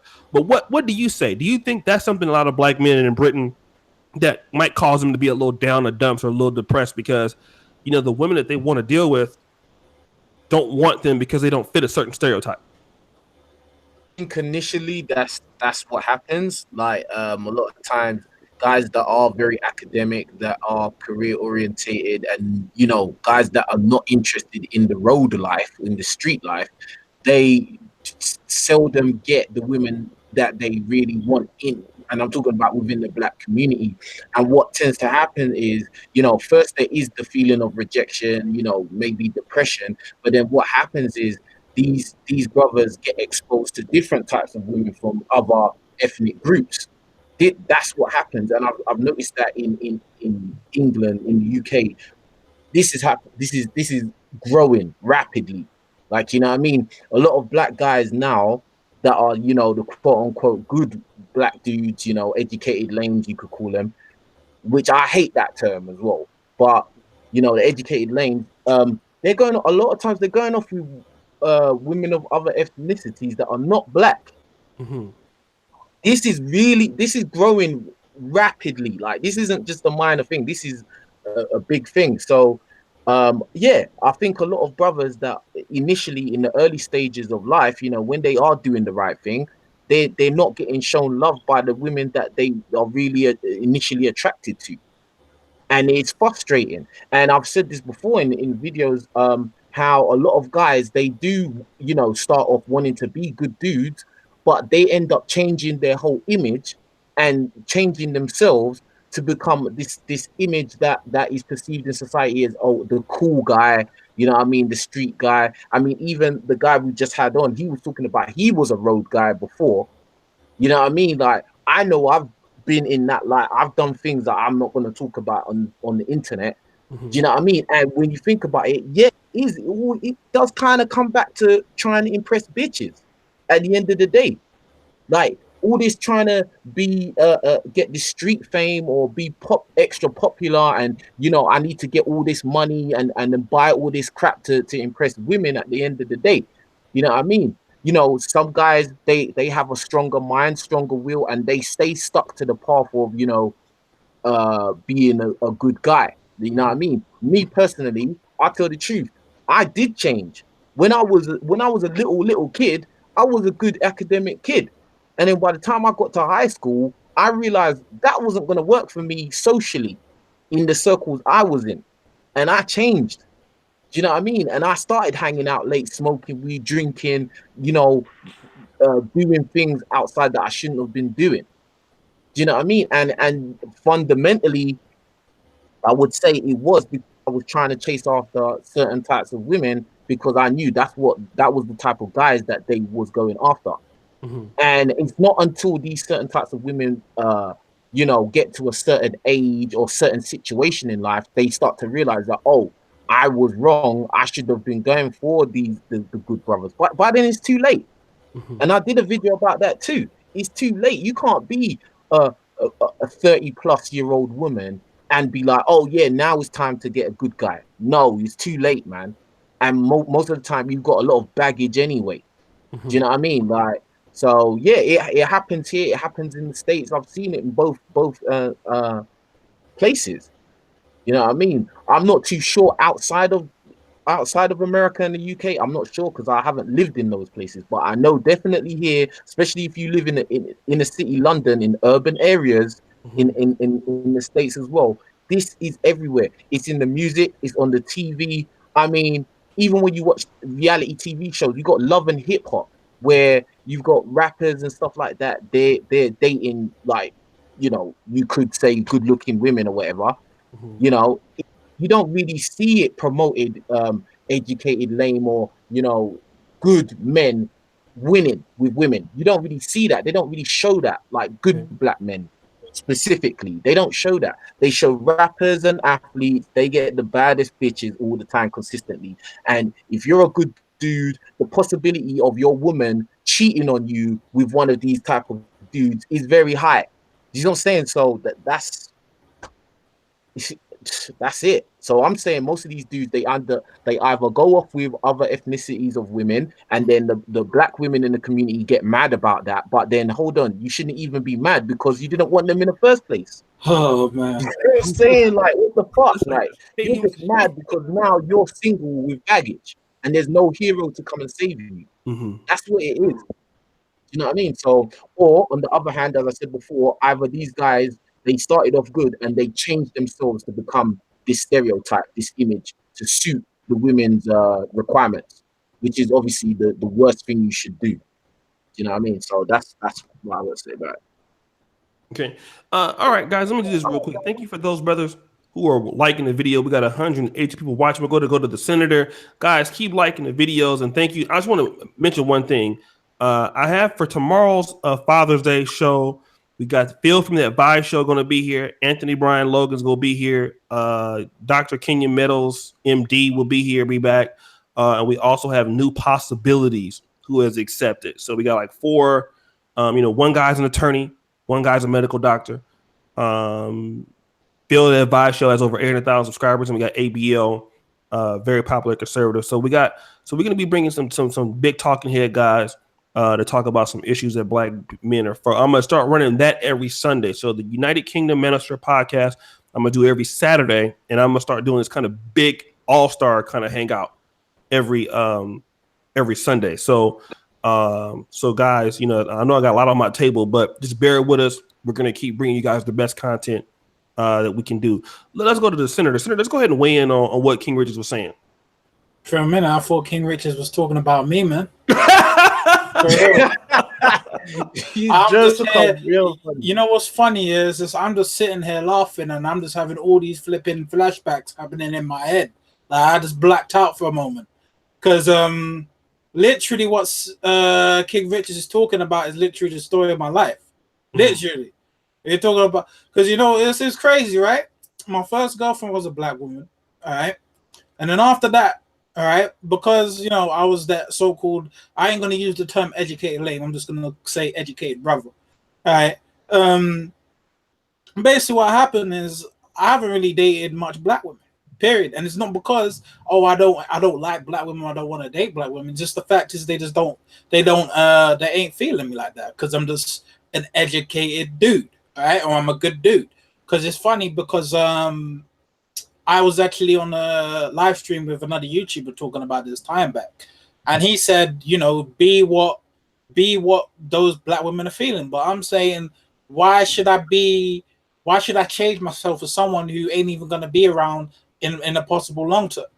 So when I look at it, is the crazy thing about it is, the nationalities are pretty much, I've gone almost international, and it just hasn't even been a black chick period. I remember dating a chick from the United Arab Emirates, someone from Mexico, someone from Japan, all right, all these different like nationalities and things like that, simply because just black women weren't feeling me because I wasn't that so-called fuck. And the crazy thing about it is when you're an upright black guy, educated, outspoken black man, and you're doing what you got to do in life, people see, some people just don't even see you as black because they just see you as an alien. You know, there was times where I look back. I remember a time where I was doing a workshop. I was doing like a presentation in Tooting for my autism stuff, right? And I was talking and whatever, and at the end, you know, I was talking about autism, my life and autism. Everyone started rushing to the organizer saying, "Where did you get this guy from?" And they were all black. So it's come to a point where black people's mindset is where they see dysfunction as almost normal. So it comes to that point where, you know, when you're even if you're black or you even have culture or you even roots as a black person and you're doing the right thing, it doesn't matter if you're African, Caribbean or whatever, and they look at you, they think, who the hell is this dude? This dude must be an alien. He must be from another planet because this dude is normal and he's not following the negative stereotypes of a black person. Mm-hmm. You know? So when I was listening to King Richez talk about this stuff, I was like, bro, like you talking about me, like what the hell, like, you know? So definitely in regards to that, you know, black men tried, especially in the UK, they tried to change to be something that they're not. But what I've realized was how I actually maintained my identity and get the women I actually liked was I had, instead of being that asshole, I was somewhat in the middle. I was the good guy / bad guy, where it comes into a point where I say I'm the assertive man, if you get what I'm saying. Mm-hmm. So there's a middle ground. Like a lot of people go into the situation where it's either one or the other. It's either you're bad or you're good. It's not actually, that's not necessarily true, right? Is the fact is, if you're more assertive, you become this assertive guy. What you will notice is you can still keep your identity and still deal with the women that you want to deal with. And when I try to explain this to other folk, they look at me and thinking, how the hell did this guy, how did this guy get women?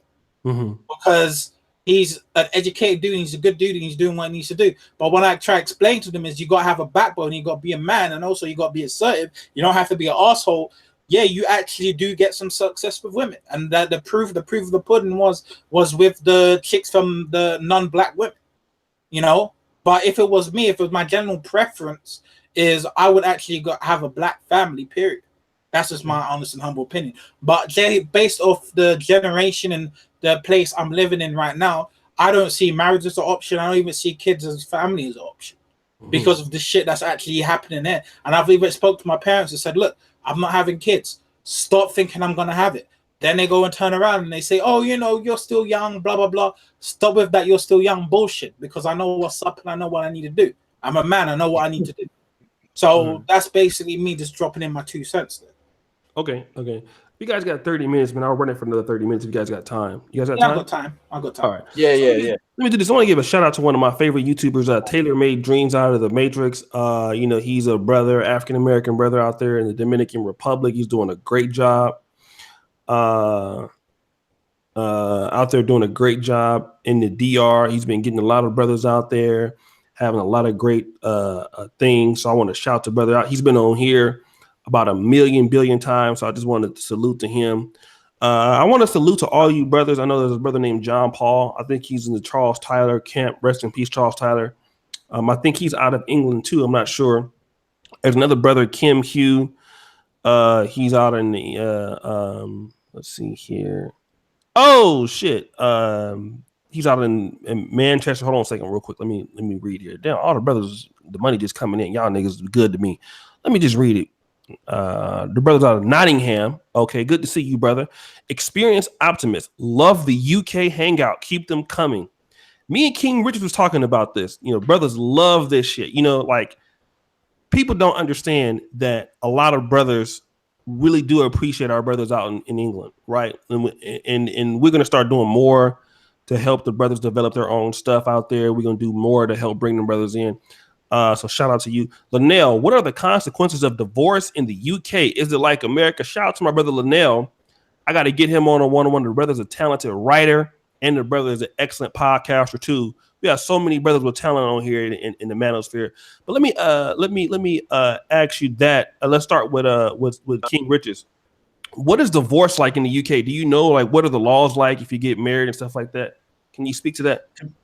To be honest, I don't really have experience with the whole divorce shit. Like, that's not really my forte, to be honest. Like, I don't want to speculate or put out some half truths or things I'm not sure about.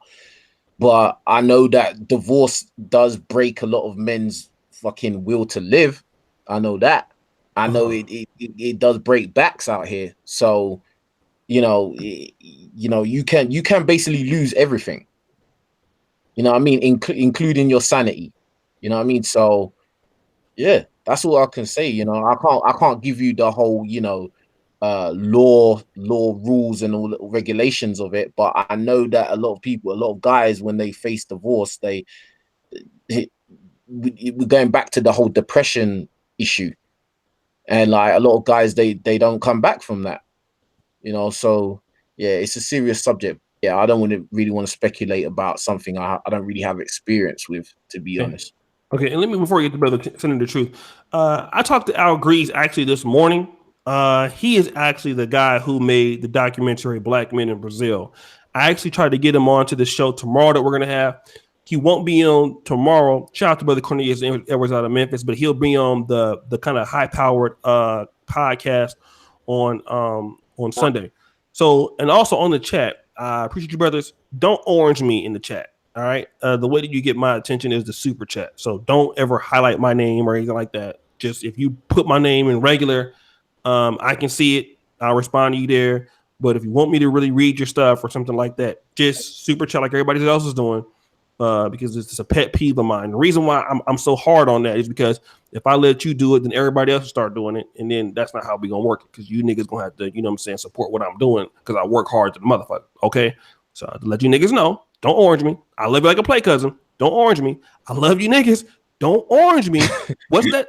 Don't orange me. Let me hold on 1 second. Let me put my glasses on. I'll tell you niggas this. Do not orange me. Ever in life, nigga. Okay, I'm sorry. Go ahead, brother. Tell me the truth. I tell these niggas this real quick. You know, they understand me. The African American dudes, you got to cuss them out. Is that how British niggas are too? You got to yell at the motherfuckers to get them to do something, or is it the same way? Somewhat the same way. Somewhat. Cuss niggas out in America. Yeah, it's almost like black people only seem to understand yelling and cussing sometimes. Is it the same way out there too? Some way, yeah. What do you think, King Richez? Is it the same way? Do you got to yell and curse niggas out for getting to do something in England? Yeah. Like black people only listen by force.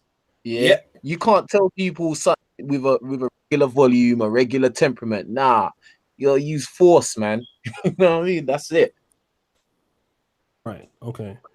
Let me ask you guys this real quick. I mean, let me talk about one thing. There's a whole crime element. Now, Britain doesn't have that many black people. All right. But what about the jail system? Are we seeing a lot of our brothers in the jail system? Are they populating more with black people than white? I mean, like, what's the percentage, do you think, of black men in prison or in jail in London or in Britain as a whole? Who's committing a lot of the crimes? I would say it's somewhat even. The funny thing is like I blatantly know what the media is trying to I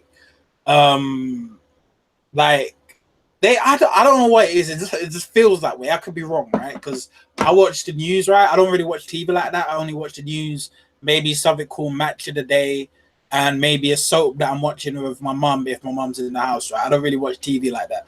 But what I tend to notice is sometimes the news in the UK are underreporting stuff, all right? Because the way I know this is I'm on Facebook, and basically I know about crimes that's happened in the UK but hasn't been reported on television.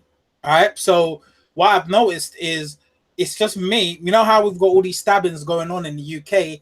They're trying to make out that it's just a black problem. You know what I'm saying? Like, obviously, yeah, it's a lot of black people stabbing blacks, but I just feel that I over exaggerating it more than it actually needs to be. Because the crazy thing is when I actually do the research outside the mainstream media, there's a lot of stabbings that are actually happening in London and also in England, right? That just completely destroys the statistics in London, let alone in terms of the whole of England. But for some weird reason, the news doesn't want to point that out. Because when I hear about stabbings happening in somewhere like Ipswich or whatever, it's white people doing that. It's not even the blacks. So that's what I tend to notice. And another thing as well is, you know, when you talk about the crime, is I generally have a belief that some of the things in, you know, some of the things in London or things happening here in the UK is I just feel there's certain media outlets just trying to, you know, make blacks do crime in a weird sort of way. Because the way I see it is, if you look at the music, like the grime scene and all that, right? There's a lot of I noticed there's a lot of gang activity in like some of those like music videos and stuff. And these are like, you know, because like there's like certain channels out there, like I don't know if you know about Richez, Link Up TV and all that stuff. Right? And I'm thinking to myself, right? I'm looking at the subscribers, right? And I'm looking at how many, like, I think the gay got like almost 1 million subscribers now. I don't really mess with them like that. And I'm like, all these dudes are in gangs. Like, majority of these dudes are in gangs. Yep. So I'm like, what the hell's going on here? So, and the thing is, it's like, it's YouTube. It's funny how you go on YouTube, right? And they're like, oh yeah, YouTube. We're gonna flag your channel if you say this or this. But it's okay if you doing some type of craziness or you're following the negative black stereotype. How come those videos don't get flagged down? Mm-hmm. That's what I want to know. Because I actually read the YouTube guidelines because I know a lot about YouTube. Mm-hmm. Right? That's why when I'm doing my autism stuff, like things is going well. So I'm thinking to myself, okay, that's kind of contradictory. So when I look at the UK and I look at how things are going on, I'm thinking like, oh, you know, there's black and black crime that's going on in the UK. But don't worry, we're gonna put out all the images. We're gonna allow things on the mainstream media about, you know, this black doing this to X black.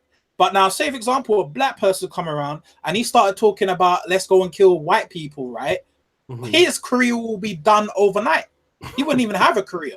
So when I say this is when I actually look at this and I actually say this is I actually think that this country in general we're living in is actually encouraging this type of behavior. Because the crazy thing is like when I look at it, it's like you have I don't know if you heard of someone called Big Shaq. No. Yep. All right. Now Big Shaq, right? Is how a lot of people are sleeping on Big Shaq, right? Is what they don't realize is how stupid black people are, right? And this is why I'm not taking any shots at Big Shaq, right? All right, because I'm like, all right, cool dude, right? Whatever. He's doing what he needs to do, he's famous, whatever, right? His name's called Michael Deepak as well, right? So basically, he's a parody of basically the stereotypical negative black man. All right, that's what Michael Deepak is. He talk about road this, road that. But the thing is black people so stupid, they're laughing at it, but they don't actually look at what is actually what that guy actually symbolizes. If you catch what I'm saying. And this is the same thing with like artists like Stormzy, you know, and very stories. And it's like they see all these black boys, like, because I see them in the street going to flipping chicken shops and they're flipping emulating this shit. Mm-hmm. So when I think about crime, I actually think the crime is actually encouraged. That's how I see it.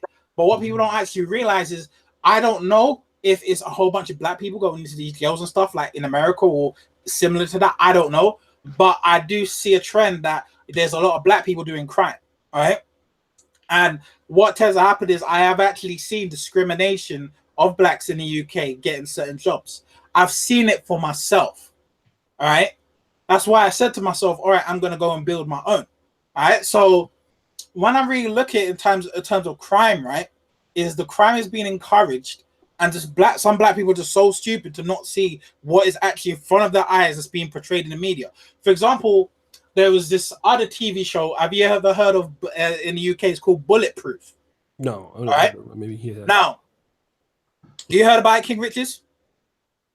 No. All right. So basically, Bulletproof is a guy called I think it's Noel Clark and someone else, right? Mm-hmm. And the funny thing is all there's basically like these police officers with guns, right? But they're not in police clothing. Think about what I just said there. All right. Now, when I go to the majority of these black, because I have friends who are in places like Tottenham, all this stuff, it's funny how all these posters are put in predominantly black areas. But when I go to someone like Kensington, South Kensington, West Kensington, Tooting, Southfield, I don't see them nowhere in sight. Or am I just tripping, or is this a coincidence? So really, when I really look at it, it's actually encouraged that black people act dysfunction and dysfunction, all this stuff. So that's where I'll put my take on that on terms of crime.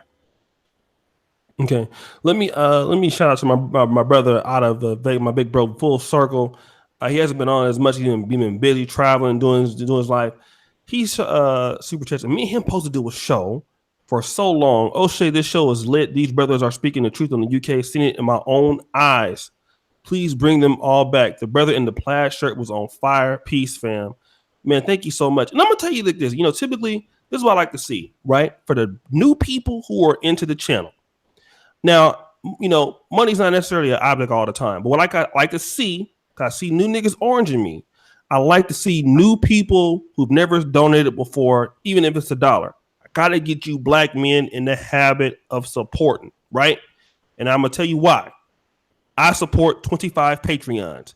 I spend $800 to $900 a month on YouTube. And if you see me on anybody's YouTube channel, from Advise Show to Search for Uhuru to anybody's podcast, you guys always see me supporting other brothers. Okay. The book of Alpharonomy, he'll tell you. Okay. You brothers out here, when you want to get this kind of content from the brothers, and we're bringing brothers all across the world together. All right. Glenn and Cameron and the professional guys. You brothers support, right? Even if it's $1 or 50 cents, if you don't have it, at least like the video. Black men have to start to stick together. I don't take money from black women. I'm going to be honest with you right now. For the most part, I don't. I don't believe in it. If they support, fine. But this is not a podcast or a channel that I'll run for black women. I do only black male content things. I don't look for black women to support me. I don't look for white people to support me. I'm looking for your black ass to support, right? And the reason is because when we do that, it can become better. Right? There's no reason why that you niggas be out here in these collard green sandwiches. You got at least $1. So I'm talking about people that don't support typically or have not. I'm asking you, right? Because I'm tired of seeing the same people always giving them the money. Where there's if they use a mobile phone, there's a super chat button, there's a dollar button, right? That's there. We always see the same roast masters, the same full circles, and I want to get you brothers, really, really ready. Even if it's just $1, because when you need to do certain things like this, we have a financial show coming up on Wednesday. When it comes to investment groups or if it comes to your political associations, that's when black men have to start, putting in $1, putting in $5, $10, stuff like that. Right. And that's the thing that you brothers got to get into is supporting your own people, supporting your own causes, because that's why we don't have shit. The brothers on here right now, they're talking about they don't have black male media. We don't have it. So that's what you niggas got to understand. You brothers, you newer brothers, understand you got to support us. Even like I said, get in a habit, 50 cents, $1, $1, something like that is good because it shows that you want to support what we're trying to do financially. So I'm just say that. If you don't have no money, I understand that. Like the video, tell somebody about us, tell somebody about King Richez, tell somebody about Senator Truth. But I need you black men to get involved in reading the site, get involved in telling other people, because we can only make this as big as you brothers want it to be. All right. So let me kind of get back to that. I'm making my case there. New brothers, right? New people who haven't donated before. I'm looking for you. So let me go back to King Richez. Or just real quick. What do you think that needs to happen, right? With in England for black men trying to come together. How can black men start coming together in England and start to, make certain situations, make their own media, their own websites? What's missing? What can black men do in England to do things? I think a lot of guys need to swallow their pride, stop being a crab in the barrel, right? And actually reach out and network and work with each other. But it's really basic. I think that this YouTube platform is quite powerful. And as I always say to you, O'Shea, this is big what we're doing right now, but we need more of it. Like, you know what I mean? Like the guy that we just had on the stream, like he knows what he's talking about. He was speaking straight facts. You know what I mean? He needs to be brought on as well. Like, you know what I mean? People that have something to say that are making sense. We all need to come together and work together. And we kind of need to steer away from the whole, like Senator was talking about, there's this stereotypical music, entertainer, athlete type of shit that these are the most popular. These are what's popping. This is what like black people want to see and listen to. You need to actually move outside of the box. Do you know what I mean? And we need to come together and create the media that is suited to, the educated brothers. Like, do you know what I mean? People that think logically, that don't think with a primitive reptile brain. Do you know what I mean? Like, and when we do that, you know what I mean, we can actually take over the community, like the other brother was saying, because it is a thing where you can't really help some people. You can't help. Do you know what I mean? The Pookie Ray Rays, the guys that just want to be thug life, you know what I mean? A lot of them can't be helped because they just want to be there and they're gonna stay that way. Like, you know what I mean? Like, I think we just need to create a different avenue, a different choice, a different option. Do you know what I'm saying? Like, and then it will grow. It will grow. And some people that are in that street life, they're gonna look at that and be like, you know what? They're doing the right thing. I want to be a part of that. Do you know what I mean? But at the moment, there is really nothing. There's not really any media apart from the music videos, apart from the usual stereotypical shit. There's nothing really out there. Do you know what I mean? So, and it's just like what Senator said. It's like, as a black guy, what I've experienced this myself. If I talk about certain subjects, it will get flagged. Do you know what I mean? I'm under risk of losing this whole channel platform that I've created. I'm at risk of losing it by talking about real issues. Do you know what I mean? Whereas somebody can make a music video depicting selling drugs and stabbing people and doing all sorts of shit, and YouTube was not going to take that video down. The channel won't get flagged. Do you know what I mean? The channel will not get flagged, and this is pumped out. And obviously with American media, that's true in America. Oh yeah, 100%. Like, you know what I mean? But if I come out and say something, black people don't work together, that video is not advertiser friendly. I did a video to specific video saying black people don't help black people. That was made not advertiser friendly. How? You know what I'm saying? Like, how? But if I'm talking about smoking weed, ha ha ha, this rapper this, or I'm talking about general news about Cardi B or some bullshit, then that's number one, niggas are gonna watch it. Number two, YouTube is gonna have no problems with it. It's gonna be advertiser friendly. But if I talk about black people, or I talk about black people need to make our own media or some shit, we need to stop trying to suck up to non-black people, it's not going to be advertiser friendly. And that's why a lot of content creators, they don't come out with these kind of messages, because there's no profit in it. There's no incentive to make that kind of material. You know what I'm saying? So that's the problem we have. But fundamentally, the biggest problem we have is that a lot of niggas only want to listen and watch nigga shit. You know what I'm saying? That's one of the biggest problems we have, and we really have no other option. But anyway, that's all I was saying. Now, I kind of, big up what you just said, because you said some powerful things. Shout out to Brother B Merch, man. I thank you so much, brother. Drop $10. Thank you so much, Brother B Merch. Brother K Kerfields, thank you for the $5. My brother Tony International, $5 super chat. Brother Davey Willie, thank you so much, brother. I appreciate you. Brother Davey Willing. That's what I want to say real quick, as far as what you just said about that. As a YouTube creator, and both Senator Truth and King Richez, they've been on the platform. When you want to make a topic called like dealing with black male depression in England or USA, the first thing that the YouTube is going to do is yellow it out, make it means you can't really monetize off of this, right? and it leads the black people that want to make content for black men or black issues. You know that you can get views talking about Cardi B because everybody's searching for it on Google. You could get a ton of views, right? But when you want to talk about issues like this, it's really difficult because you know that YouTube is not going to want you to get paid. People are not searching for it. Like, have you ever typed into Google and said, "How do I deal with black male depression?" No, it's not even searchable. How can you even promote this video on YouTube, right? It has to be like so organic. So what the brother is saying is true.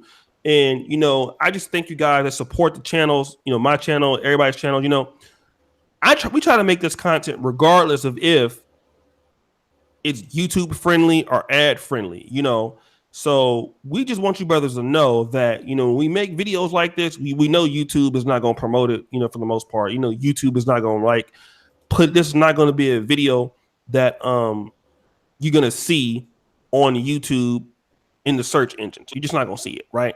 So we're just making unique content for brothers. And it's a shame because if you're talking about foolishness, man, hip hop beefs, oh my God, you'll get all the views in the world. You know what I mean? So I just wanted to really, pitch back, kind of bounce back on what he said. What do you have to say about that, Brother Senator Truth? Yeah, he's very powerful. A lot of things he said. That's why I wanted to create the Black Manosphere UK. But I still haven't given up hope. What it is if we were to create the Black Manosphere UK, I already know a few individuals who I would want on there, right? Obviously, King Richez. I have another friend called Quincy F. Obviously, Black Falcon, MGTOW, even Marlon, and get things, just come together. And here's an advantage we have, right?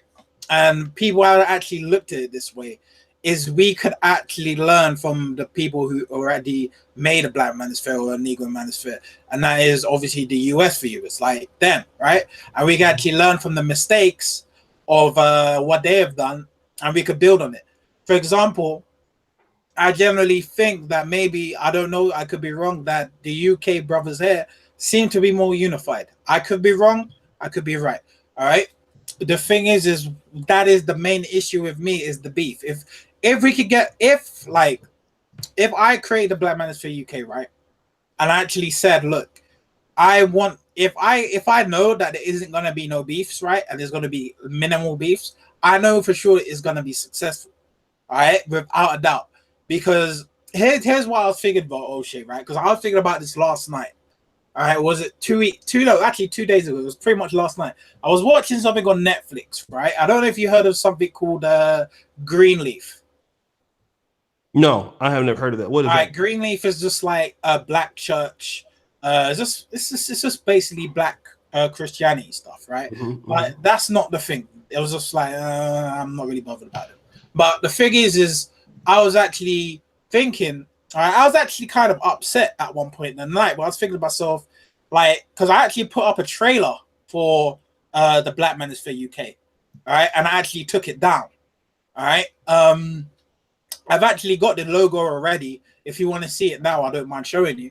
But the thing is I already know how we could do this, all right, it's in the UK, is we need to spread knowledge. Because that's a lot of what a lot of black people don't need to do. Like I said, we don't spread the knowledge. All right. And we need to build together and rise up together. You catch what I'm saying? So that's really what we want to talk about. And talk about the issues that actually help black men. Because the thing is if black men, this is something that you may actually realize about majority of YouTube celebrities who actually come up, is if they have a niche, all right, and they do well in that niche, right, and they get popular, what happens is they generally get to the mainstream. You ever notice that? Right, KSI is a good example. Logan Paul's a good example. There's also UK YouTubers like that who is a good example. There's like a black guy and a white guy. I don't know if you heard of the F2 freestylers or things like that, right? So I was thinking to myself, all right, if we create this, we need to just get a few brothers. I think we got enough. We probably got about 10 at least. All right. And we start doing content and whatever. That at least gives us a start to create at least a black presence in the UK in regards of black male presence in the UK to help UKs out. Because I generally think if we could start there, that's when we could basically build up into something big. All right, that's what I generally believe. So that's just really a thought of mine. It's like I still want to create the Black Manosphere UK. The reason why I want to actually, that's the reason why I deleted my channel, is because I want to get away from the Manosphere UK beef. I'm done with that shit. I don't want to. I don't want. UK. Yeah, go on. Yeah, go on. There's no beef in the UK. You Not in the UK. I mean in the US. Oh, right. Yeah. So because I'm like on YouTube, I'm like, this is beef, and I'm like, I don't need this shit. All right. If you can create a new audience, like a UK audience, right? Then we can work from there. Mm-hmm. That's just my honest and humble opinion. I think it can be a possibility, a strong possibility. Let me ask, can I ask you something? Yeah, go on, King. You was talking about like the popular UK black YouTubers, yeah? Yeah.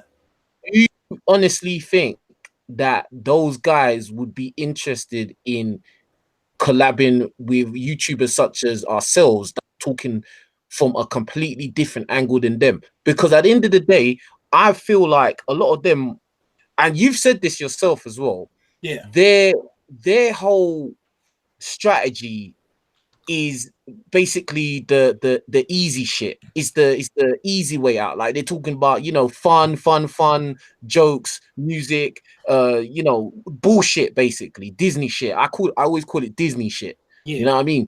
We're talking about more real shit that is not advertiser friendly. Do you think that they really want to be involved with that? Because I don't think a lot of them won't want to be involved with that. Should I tell you something? Of them stick to the music videos and shit. Shall I tell you something, King Richez? We don't need them. That's the reality. We don't need them. All right? Oh, okay. We don't need them. All right? The reality is what we need to do is because obviously I've got the information I know, we need to learn how to build our platforms. All right? We need to the thing is we ain't got really anything to lose in the end of the day. All right? Say, for example, we get Black Falcon. Like if I turn around and I said to Black Falcon Miktav, right? I said, hey, look, I got some information. I'm going to drop you some game in regards to building a YouTube channel. All right? He does well. He gets to 5,000 subscribers or even more. Great. Now, what about if we drop that game to Adam and start multiplying and we become bigger? For example, you, for instance, you did quite well. You seem to know a lot about YouTube. I know seem to know YouTube. We just need to spread the knowledge. If there's YouTubers out there, black YouTubers, just ordinary guys, forget about the big YouTubers who are black web. Forget about them. We don't need them. All right? Because I know they ain't going to go back there because I've spoken to them. I've spoken to a few black YouTubers about this shit. I believe or not.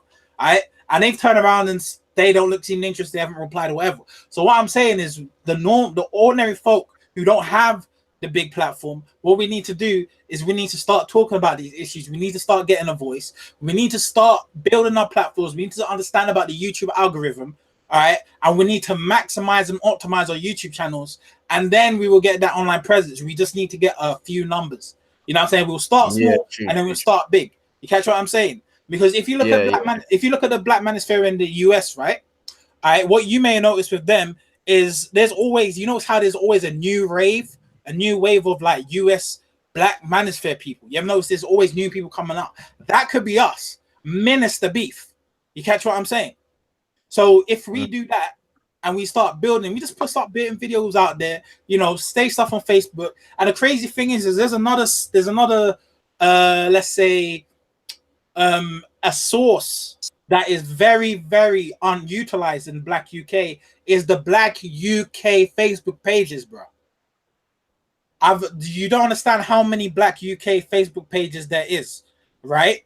There's so many, okay? And if we speak to them, they're already posting that stuff about Black issues and whatever, and they may be able to help us out. You know what I'm saying? It can be a real possibility. Yeah. That's why this is why I was so upset when I was actually on my couch.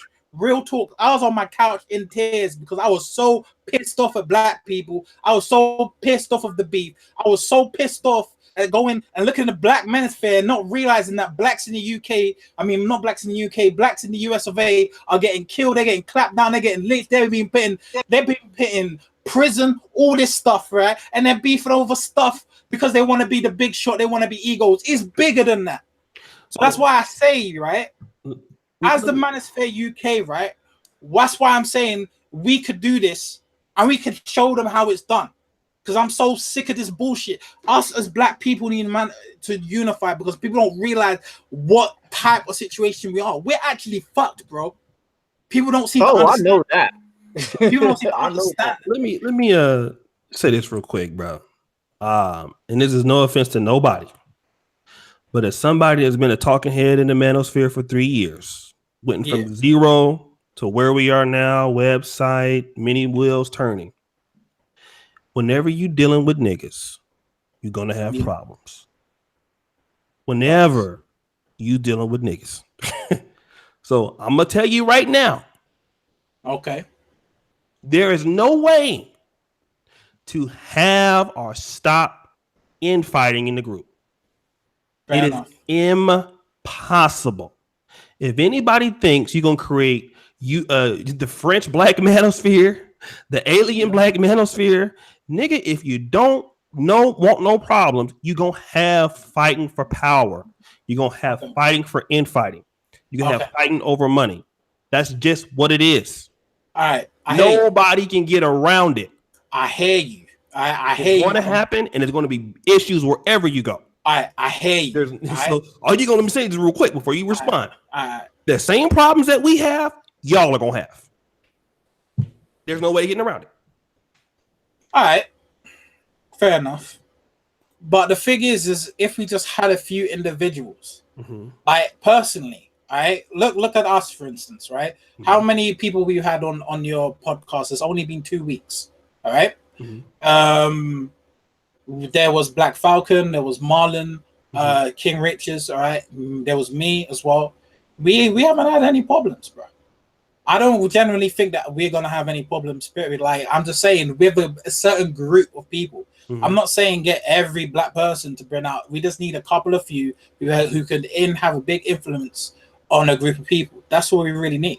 We don't need 100 YouTube content creators. Maybe 20 or 25. Right? If we could just minimize that and just like create a group, right? Just a big group that consists of the Black UK Manosphere. I don't think there's gonna be any problems or beefs. Obviously, the people who are coming in, who are out on the outside, there are gonna be people saying stuff. There's gonna be trolls. I hear you. I hear that completely. But I don't think there's gonna be problems. Period. If we just say, hey, look, if you want to, like, for example, you're talking about money, right? All right. If we all spread the information and said, hey, this is how you can manage, this is how you can monetize your own YouTube channel, and we basically spread the game. If we could identify the problems, right, and find the solutions, right? I'm not saying there's never going to be any problems or beef. It's human nature or male nature for there to be male competition. Let's just be flipping real here. But what I'm saying is we can have a more positive impact. We can actually do good things in the UK, right? That's why I just genuinely believe. And the thing is when you say Negroes, right? And like, oh shit, you haven't been across the whole world in regards to Negroes. You know what I'm saying? There's Negroes who may not have the same mindset as us.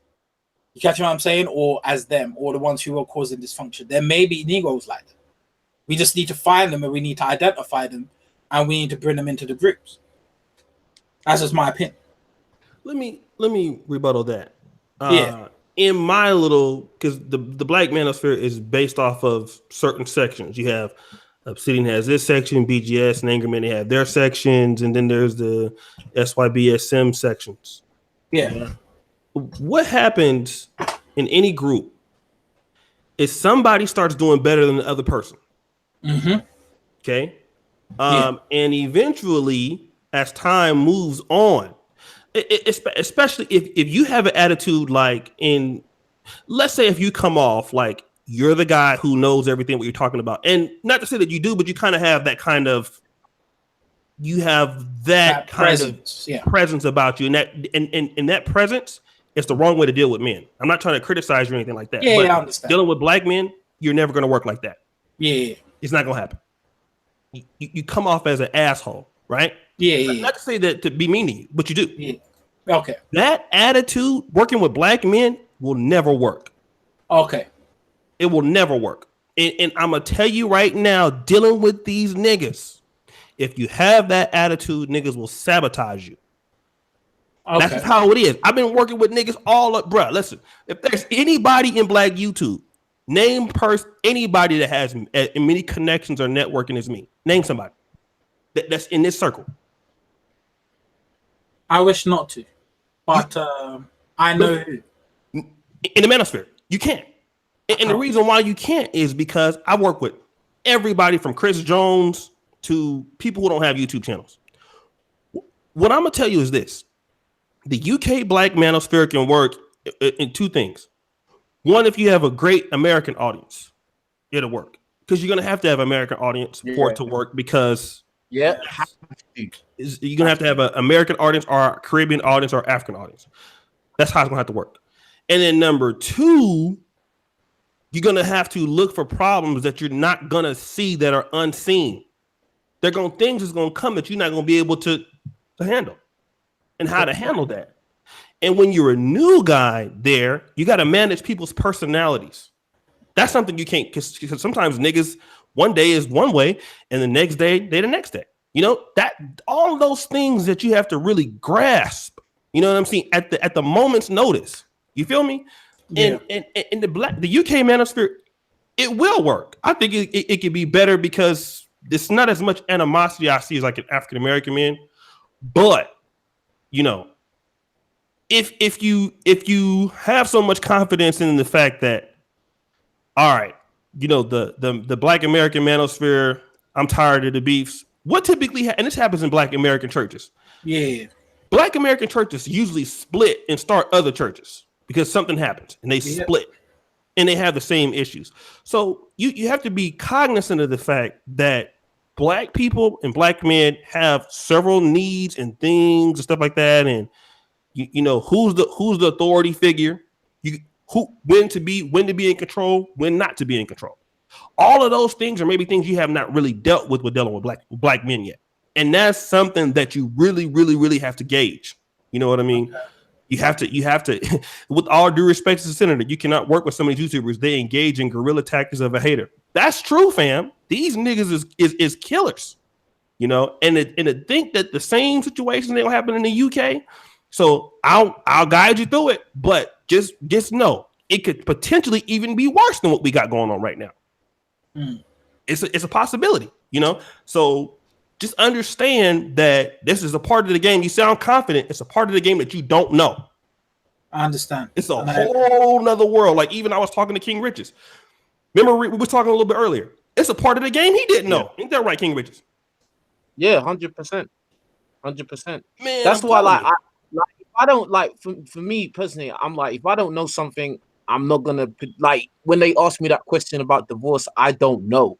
Mm-hmm. You know what I'm saying? I'm not gonna go on like I have all the answers when I don't. Like, you know what I mean? And sometimes it can be a disadvantage if you appear too confident. Being overconfident can be a disadvantage. Do you know what I mean? Sometimes you have to be able to fall back and listen, and you know, take on board. Even if when you listen, you may think, oh, that person was wrong. You need to be able to fall back and listen, and you know what I mean, take on board what other people are saying, because then sometimes you may hear it at that time and it may sound wrong. Then when you come back to it and like 2 days later, you might actually be like, oh shit, for real, that was actually true. Do you know what I'm saying? So you have to. It's not good to be too overconfident about certain things, especially something where you're dealing with all different types of people. Because I mean, even like this is why I think playing team sports is so important for especially boys, and be able to deal with all different types of people. You know what I'm saying? Like, you know, yeah, you do all have the same end goal. You are trying to win the game, but you know, especially if you're a coach, you got to learn how to deal with different types of personalities. How you talk to one person, you can't talk to everybody, other people like that, because they won't respond to it. And yeah, then the issue of sabotage comes into it, because then you got one person hating on the other person, and then they're all on the same team still, but you know, then the sabotage and the hating starts, and then infighting, and then the fucking whole point of you playing the game has been forgotten. Mm-hmm. Yeah. Do you know what I mean? Then everyone's playing for themselves, and then that's when the team becomes shit. And You here's know what the I'm saying? thing. Infighting is necessary to a certain degree. The guys you start off with are not the guys you're going to end with. Unfortunately, that's how it happened in the Black American Manosphere. And to be honest, though, when the UK, and that's why I've been trying to do these things. I really want this to happen. But the guys you start off with are not going to be the guys you end with. It could be that King Richez has his own faction at the end of the day, and you have your own faction, but it's better. It's better overall for the United Kingdom Manosphere, and that's something you got to understand, man. You know, relationships are made to be broken very well. You know, some guys are going to elevate and make connections that they can't bring other guys into. You know what I'm saying? And it's really that part of the game. Like, you don't know how grimy niggas can be, man. Like, the niggas, you'll have niggas that will, be on your podcast one day, and as soon as the podcast's over, they be reporting it. You know what I mean? Yeah. He's sending emails of different YouTubers don't work with him. You know what I'm saying? And all of that happens, man, as people get more popularity, as people get more money. Money changes things, popularity changes things, collaboration changes things. It's just how it is. So I would just, try to do the best that you can. And you got to have a lot of patience. That's another thing. Patience is something you got to have when dealing with something that's new. When something is new, people don't know about it, and people wanted to come, and people, collaborated with people in different personalities and stuff. It's hard because a lot of times you got to be the bitch in the relationship. Like, let me talk to you about that real quick. Yeah. When I started NegroManosphere.com, I had more subscribers than anybody in the Manosphere as far as at that time. But in getting people that had more other credibility in me, like as far as Alan Roger Curry, Rom, and Donovan, I had to really be agreeing to their terms to stuff because I didn't have any credibility in that field.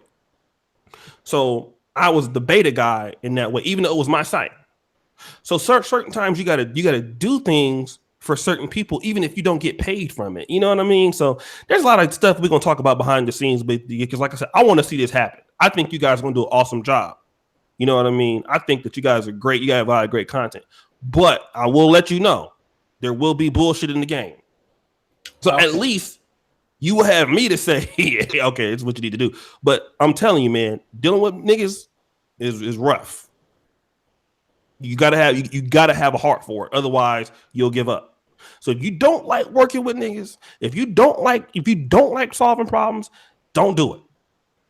Okay. Because it's hard work. But I think you guys got the heart to do it. I want to see it happen. So you guys make it happen. Anything else you guys want to say? I haven't got anything to say. Actually, yeah, I do. Thanks for dropping that advice. So I have to just consider it. You know? I think you can do a good job with it, bro. But just know, these niggas do something else, man. What you think, King Richez? I don't think no one was wrong, like in this conversation and this little topic. I just think that nothing comes easy in this world, innit? Nothing worth having comes easy. So it's to be expected that there's gonna be a growing pains, especially if you're trying to create something substantial. You know what I'm saying? So it is to be expected that if we are trying to create this thing, there's gonna be hiccups, there's gonna be conflict, there's gonna be, bullshit. You know what I mean? And especially, unfortunately, the truth is when you're dealing with black people, this happens. Yeah. Do you know what I mean? This happens. So I don't think it's something to actually deter you or make you feel like, oh, I don't want to do it. But just be aware that these things happen. You know what I mean? And just be consistent. Like, you know what I mean? So yeah, man. And I just want to say that what I really appreciate is how O'Shea is saying that he's willing to help, because this is going back to what the point I made before about how guys, they kind of show you, oh, okay, I've done this and I've got this, but they don't want to tell you how. Do you know what I'm saying? But O'Shea's basically saying he wants to help us. So, like, not basically hold our hand, but be a guide of, this is what is going to happen. You're at this point, and these are the steps. Do you know what I'm saying? So that's the kind of shit I respect. I respect that highly. I don't like when people just say, oh, just go and do that, but they don't tell you how. You know what I'm saying? So that's all I got to say. That's the last thing I got to say. I ain't gonna let y'all niggas fail, man. Y'all like my, in a way, King Richez, you about like 7 foot tall, 400 pounds and shit I wish. all muscle. I wish. And I wish. Senator Truth is like 7'10" and shit. So y'all like my little bros, but y'all bigger than me, right? I will tell you this. I'm tired of niggas. Same. And see the thing about with you and me, Senator Truth, we both passionate about this shit. Yeah. That's the hard part. Like I talk to God and Dan every day, and Roast Master, he'll tell you, dude, in my shows and Patreons, I make okay good money, right? But these niggas are so dumb sometimes. And we both see that in the UK and the USA. I'm tired of niggas. The money ain't even worth it for me dealing with these motherfuckers every day. Because a lot of these motherfuckers, you cannot help them. No matter how many collaborations you put together. You bring the good doctor over here. You bring everybody over here. Bro, I'm to the point where I'm like, look, y'all can have this shit. Let me just go back and do my medical thing. And I'll just do that and just go off to the wind. But if you really got a heart for black men, it'll carry you through. That's the only reason why, do these shows and reach out to people and stuff like that. It's hard dealing with black people, black men in particular. So just know it's hard work dealing with them. A lot of times they may not appreciate what you're trying to do, but somebody is going to appreciate what you're trying to do. And the one thing I will say this, when we were starting this shit, we didn't have nobody to because Senator Truth, actually, you the one that kind of sparked this whole thing about, we don't have a UK Black Manosphere. And so I was thinking, let's get a Manosphere podcast and shit. So, you didn't have, we didn't have anybody to help us do anything. I think, actually, you might have been on YouTube before me. I had to figure this shit out on the go, as you were saying. But just know that you guys, we got a lot of respect for the brothers in the UK. We'll definitely come over to your channels. I'll bring the shows over to your channels or whatever. And, we'll help you. You know what I'm saying? Because we love to see you brothers winning and doing well. But just know that dealing with black people, man, is hard work. It's hard work. And I think it's going to be one thing is that you guys have an issue with that we don't as African Americans is that the British blacks are not all the same. There's British Nigerians, British Ghanaians, British Caribbeans. At least with African Americans, hey, you from a slave master? Yeah, me too. All right, nigga, we cool, right? In that way, it's much easier for me to deal with a lot of African Americans because we the same people. Yeah, that's very true. That's very true. Because even though we are all, at the end of the day, in from the angle of if you're a non-black person looking at us all, we're all the same. Do you know what I mean? But within the black community, especially in the UK, there are divides.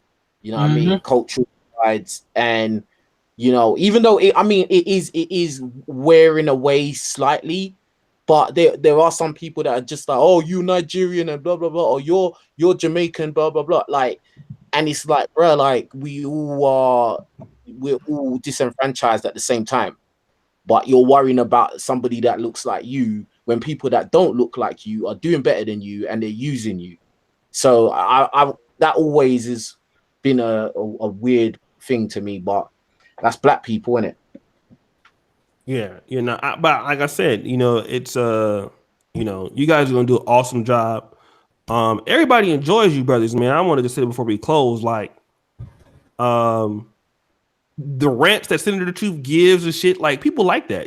People love the King Richez and stuff like that. You don't know how many times I get comments on the last video that we did. Let me go look at that one real quick.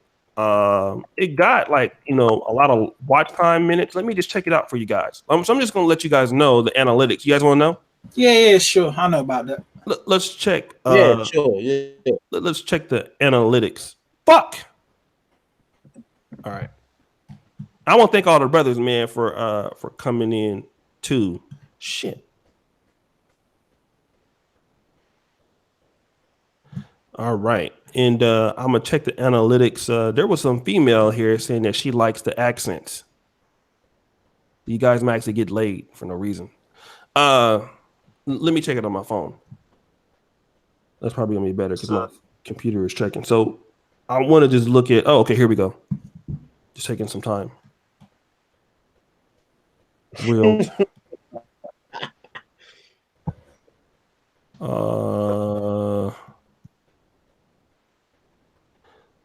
Okay. How is the dating scene for black men in okay?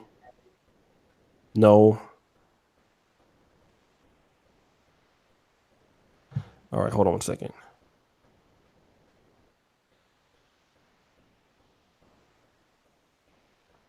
The last month in June.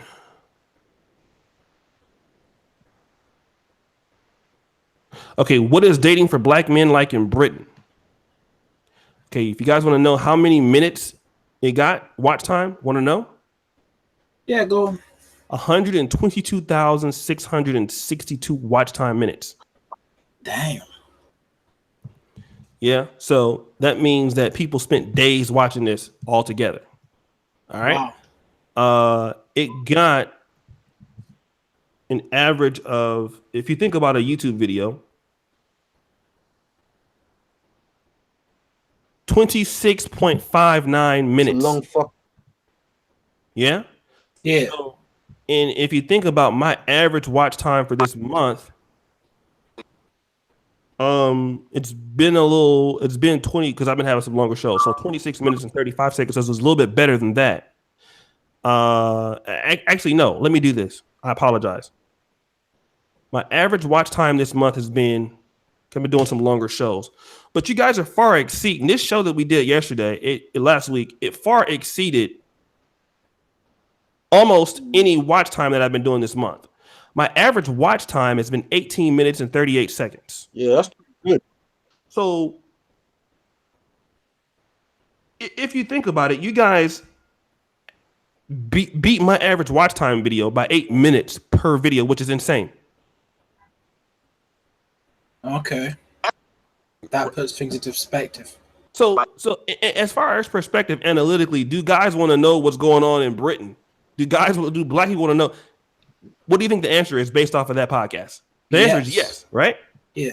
Okay. Yeah.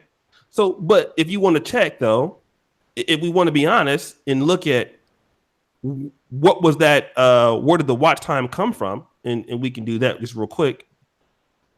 Yeah, I was gonna ask what was the percentages of the audience from?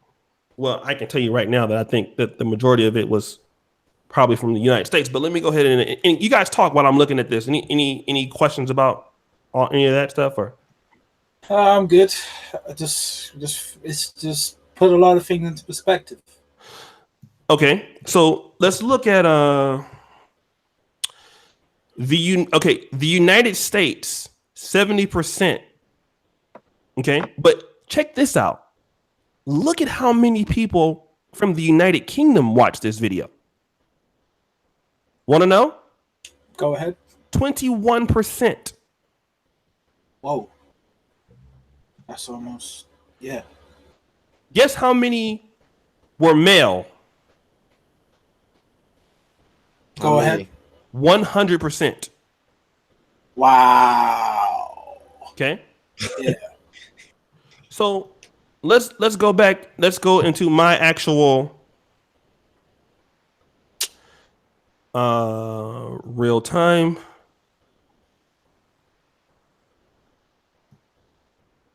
So if you look at the watch time, okay, my videos, 85% of them come from the United States. Only 6% come from the United Kingdom. That means that guys have been looking for this content and nobody's been creating it. Yeah. So do we know if those guys are black? Could have been white guys very closely. That's probably what I think it was. Probably, but I don't know. You understand? So it just goes to show you that when you create content for certain groups, they'll find you. Yeah? I've got an idea. I've got a brilliant idea. If it's brilliant, you probably don't want to tell anybody. I'm not going to tell. Well, say it. I'm not. So just to show you guys have a lot of opportunity in this market. If you don't take it, I'll take it. I mean, let you know. If you don't take it, I'm gonna take it, nigga. Because I got the people to take the market. I don't mind. What I was saying is what we could do, as this is what I'm gonna do now, I'm not gonna give it away, but it's gonna be like half of it, right? Is we're gonna go on YouTube and we're gonna actually start looking at if there's actually any black YouTube, UK content creators that are speaking about what we're speaking about, and we need to check them out. If there isn't as many, that is a niche we could basically infiltrate. Yeah, so I'm just letting you know because I could have been shady and kept it to myself and have been like, but you know, just give you guys some game. So, yeah, man, you guys, you know, these shows, man, the United Kingdom Manosphere brothers are interested. People are interested in your country. So it just goes to show, like, you know, people are listening to long term. So, you know, we'll keep doing these, and you know, I'll keep them on every Saturday, Sunday, and we'll come up with a strategy for you guys to expand. So you guys want to come back again next Sunday, Saturday, or what? Yeah, definitely, man. All right. Yeah, Saturday. All right. So I want to give a shout out to King Richez, Senator Truth brothers. You know what I'm saying? The brothers are doing an excellent job. I like to get next week Tunde Umana from the blog slayingevil.com. That brother has written like 12 articles for Negro Manosphere, and his like blog is popping. It's like he really writes on really African American issues, but he's also in London. So you know, guys, I really appreciate you brothers coming on. Let everybody know where they can find your channels at. I mean, I know you don't have a channel anymore, Senator Truth, but go ahead, King Richez. Where can they find you, brother? Hey, yeah, just type in King Richez in YouTube. That's KING space RICHEZ with a Z at the end. King Richez on YouTube. Make sure you subscribe to the channel, watch all the videos, just binge watch all my videos. And on Instagram is King_Richez on Instagram. Make sure you follow me and like watch all my fitness videos. And yeah, man, that's about it, man. And like, that's about it. All right. And Senator Truth, you know, we're gonna the guy is gonna take the weight on his world, man. We're gonna get him at, you know, help him start their stuff up. Senator Truth, man, let them know where they can find your stuff at, brother. Currently you can't find me anywhere, but you can find me at the ASB network. That's my autism network. So you can check me out there.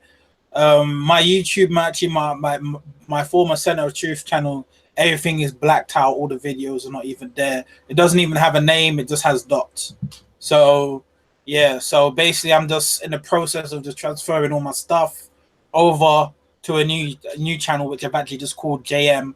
It's gonna have no content on it. It's just my entertainment channel to watch what I need to watch, and then, you know, let's see what happens, man.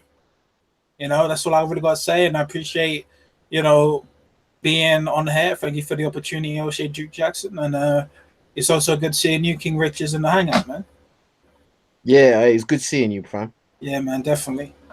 And guys, all right, we're trying to help our brothers from the UK blow up, man. If you're from the UK and you have a YouTube channel, you know, I'll put the guys, make sure you give me I'll put the emails for King Richez, the emails for myself, planetoshay@gmail.com, for Senator Truth.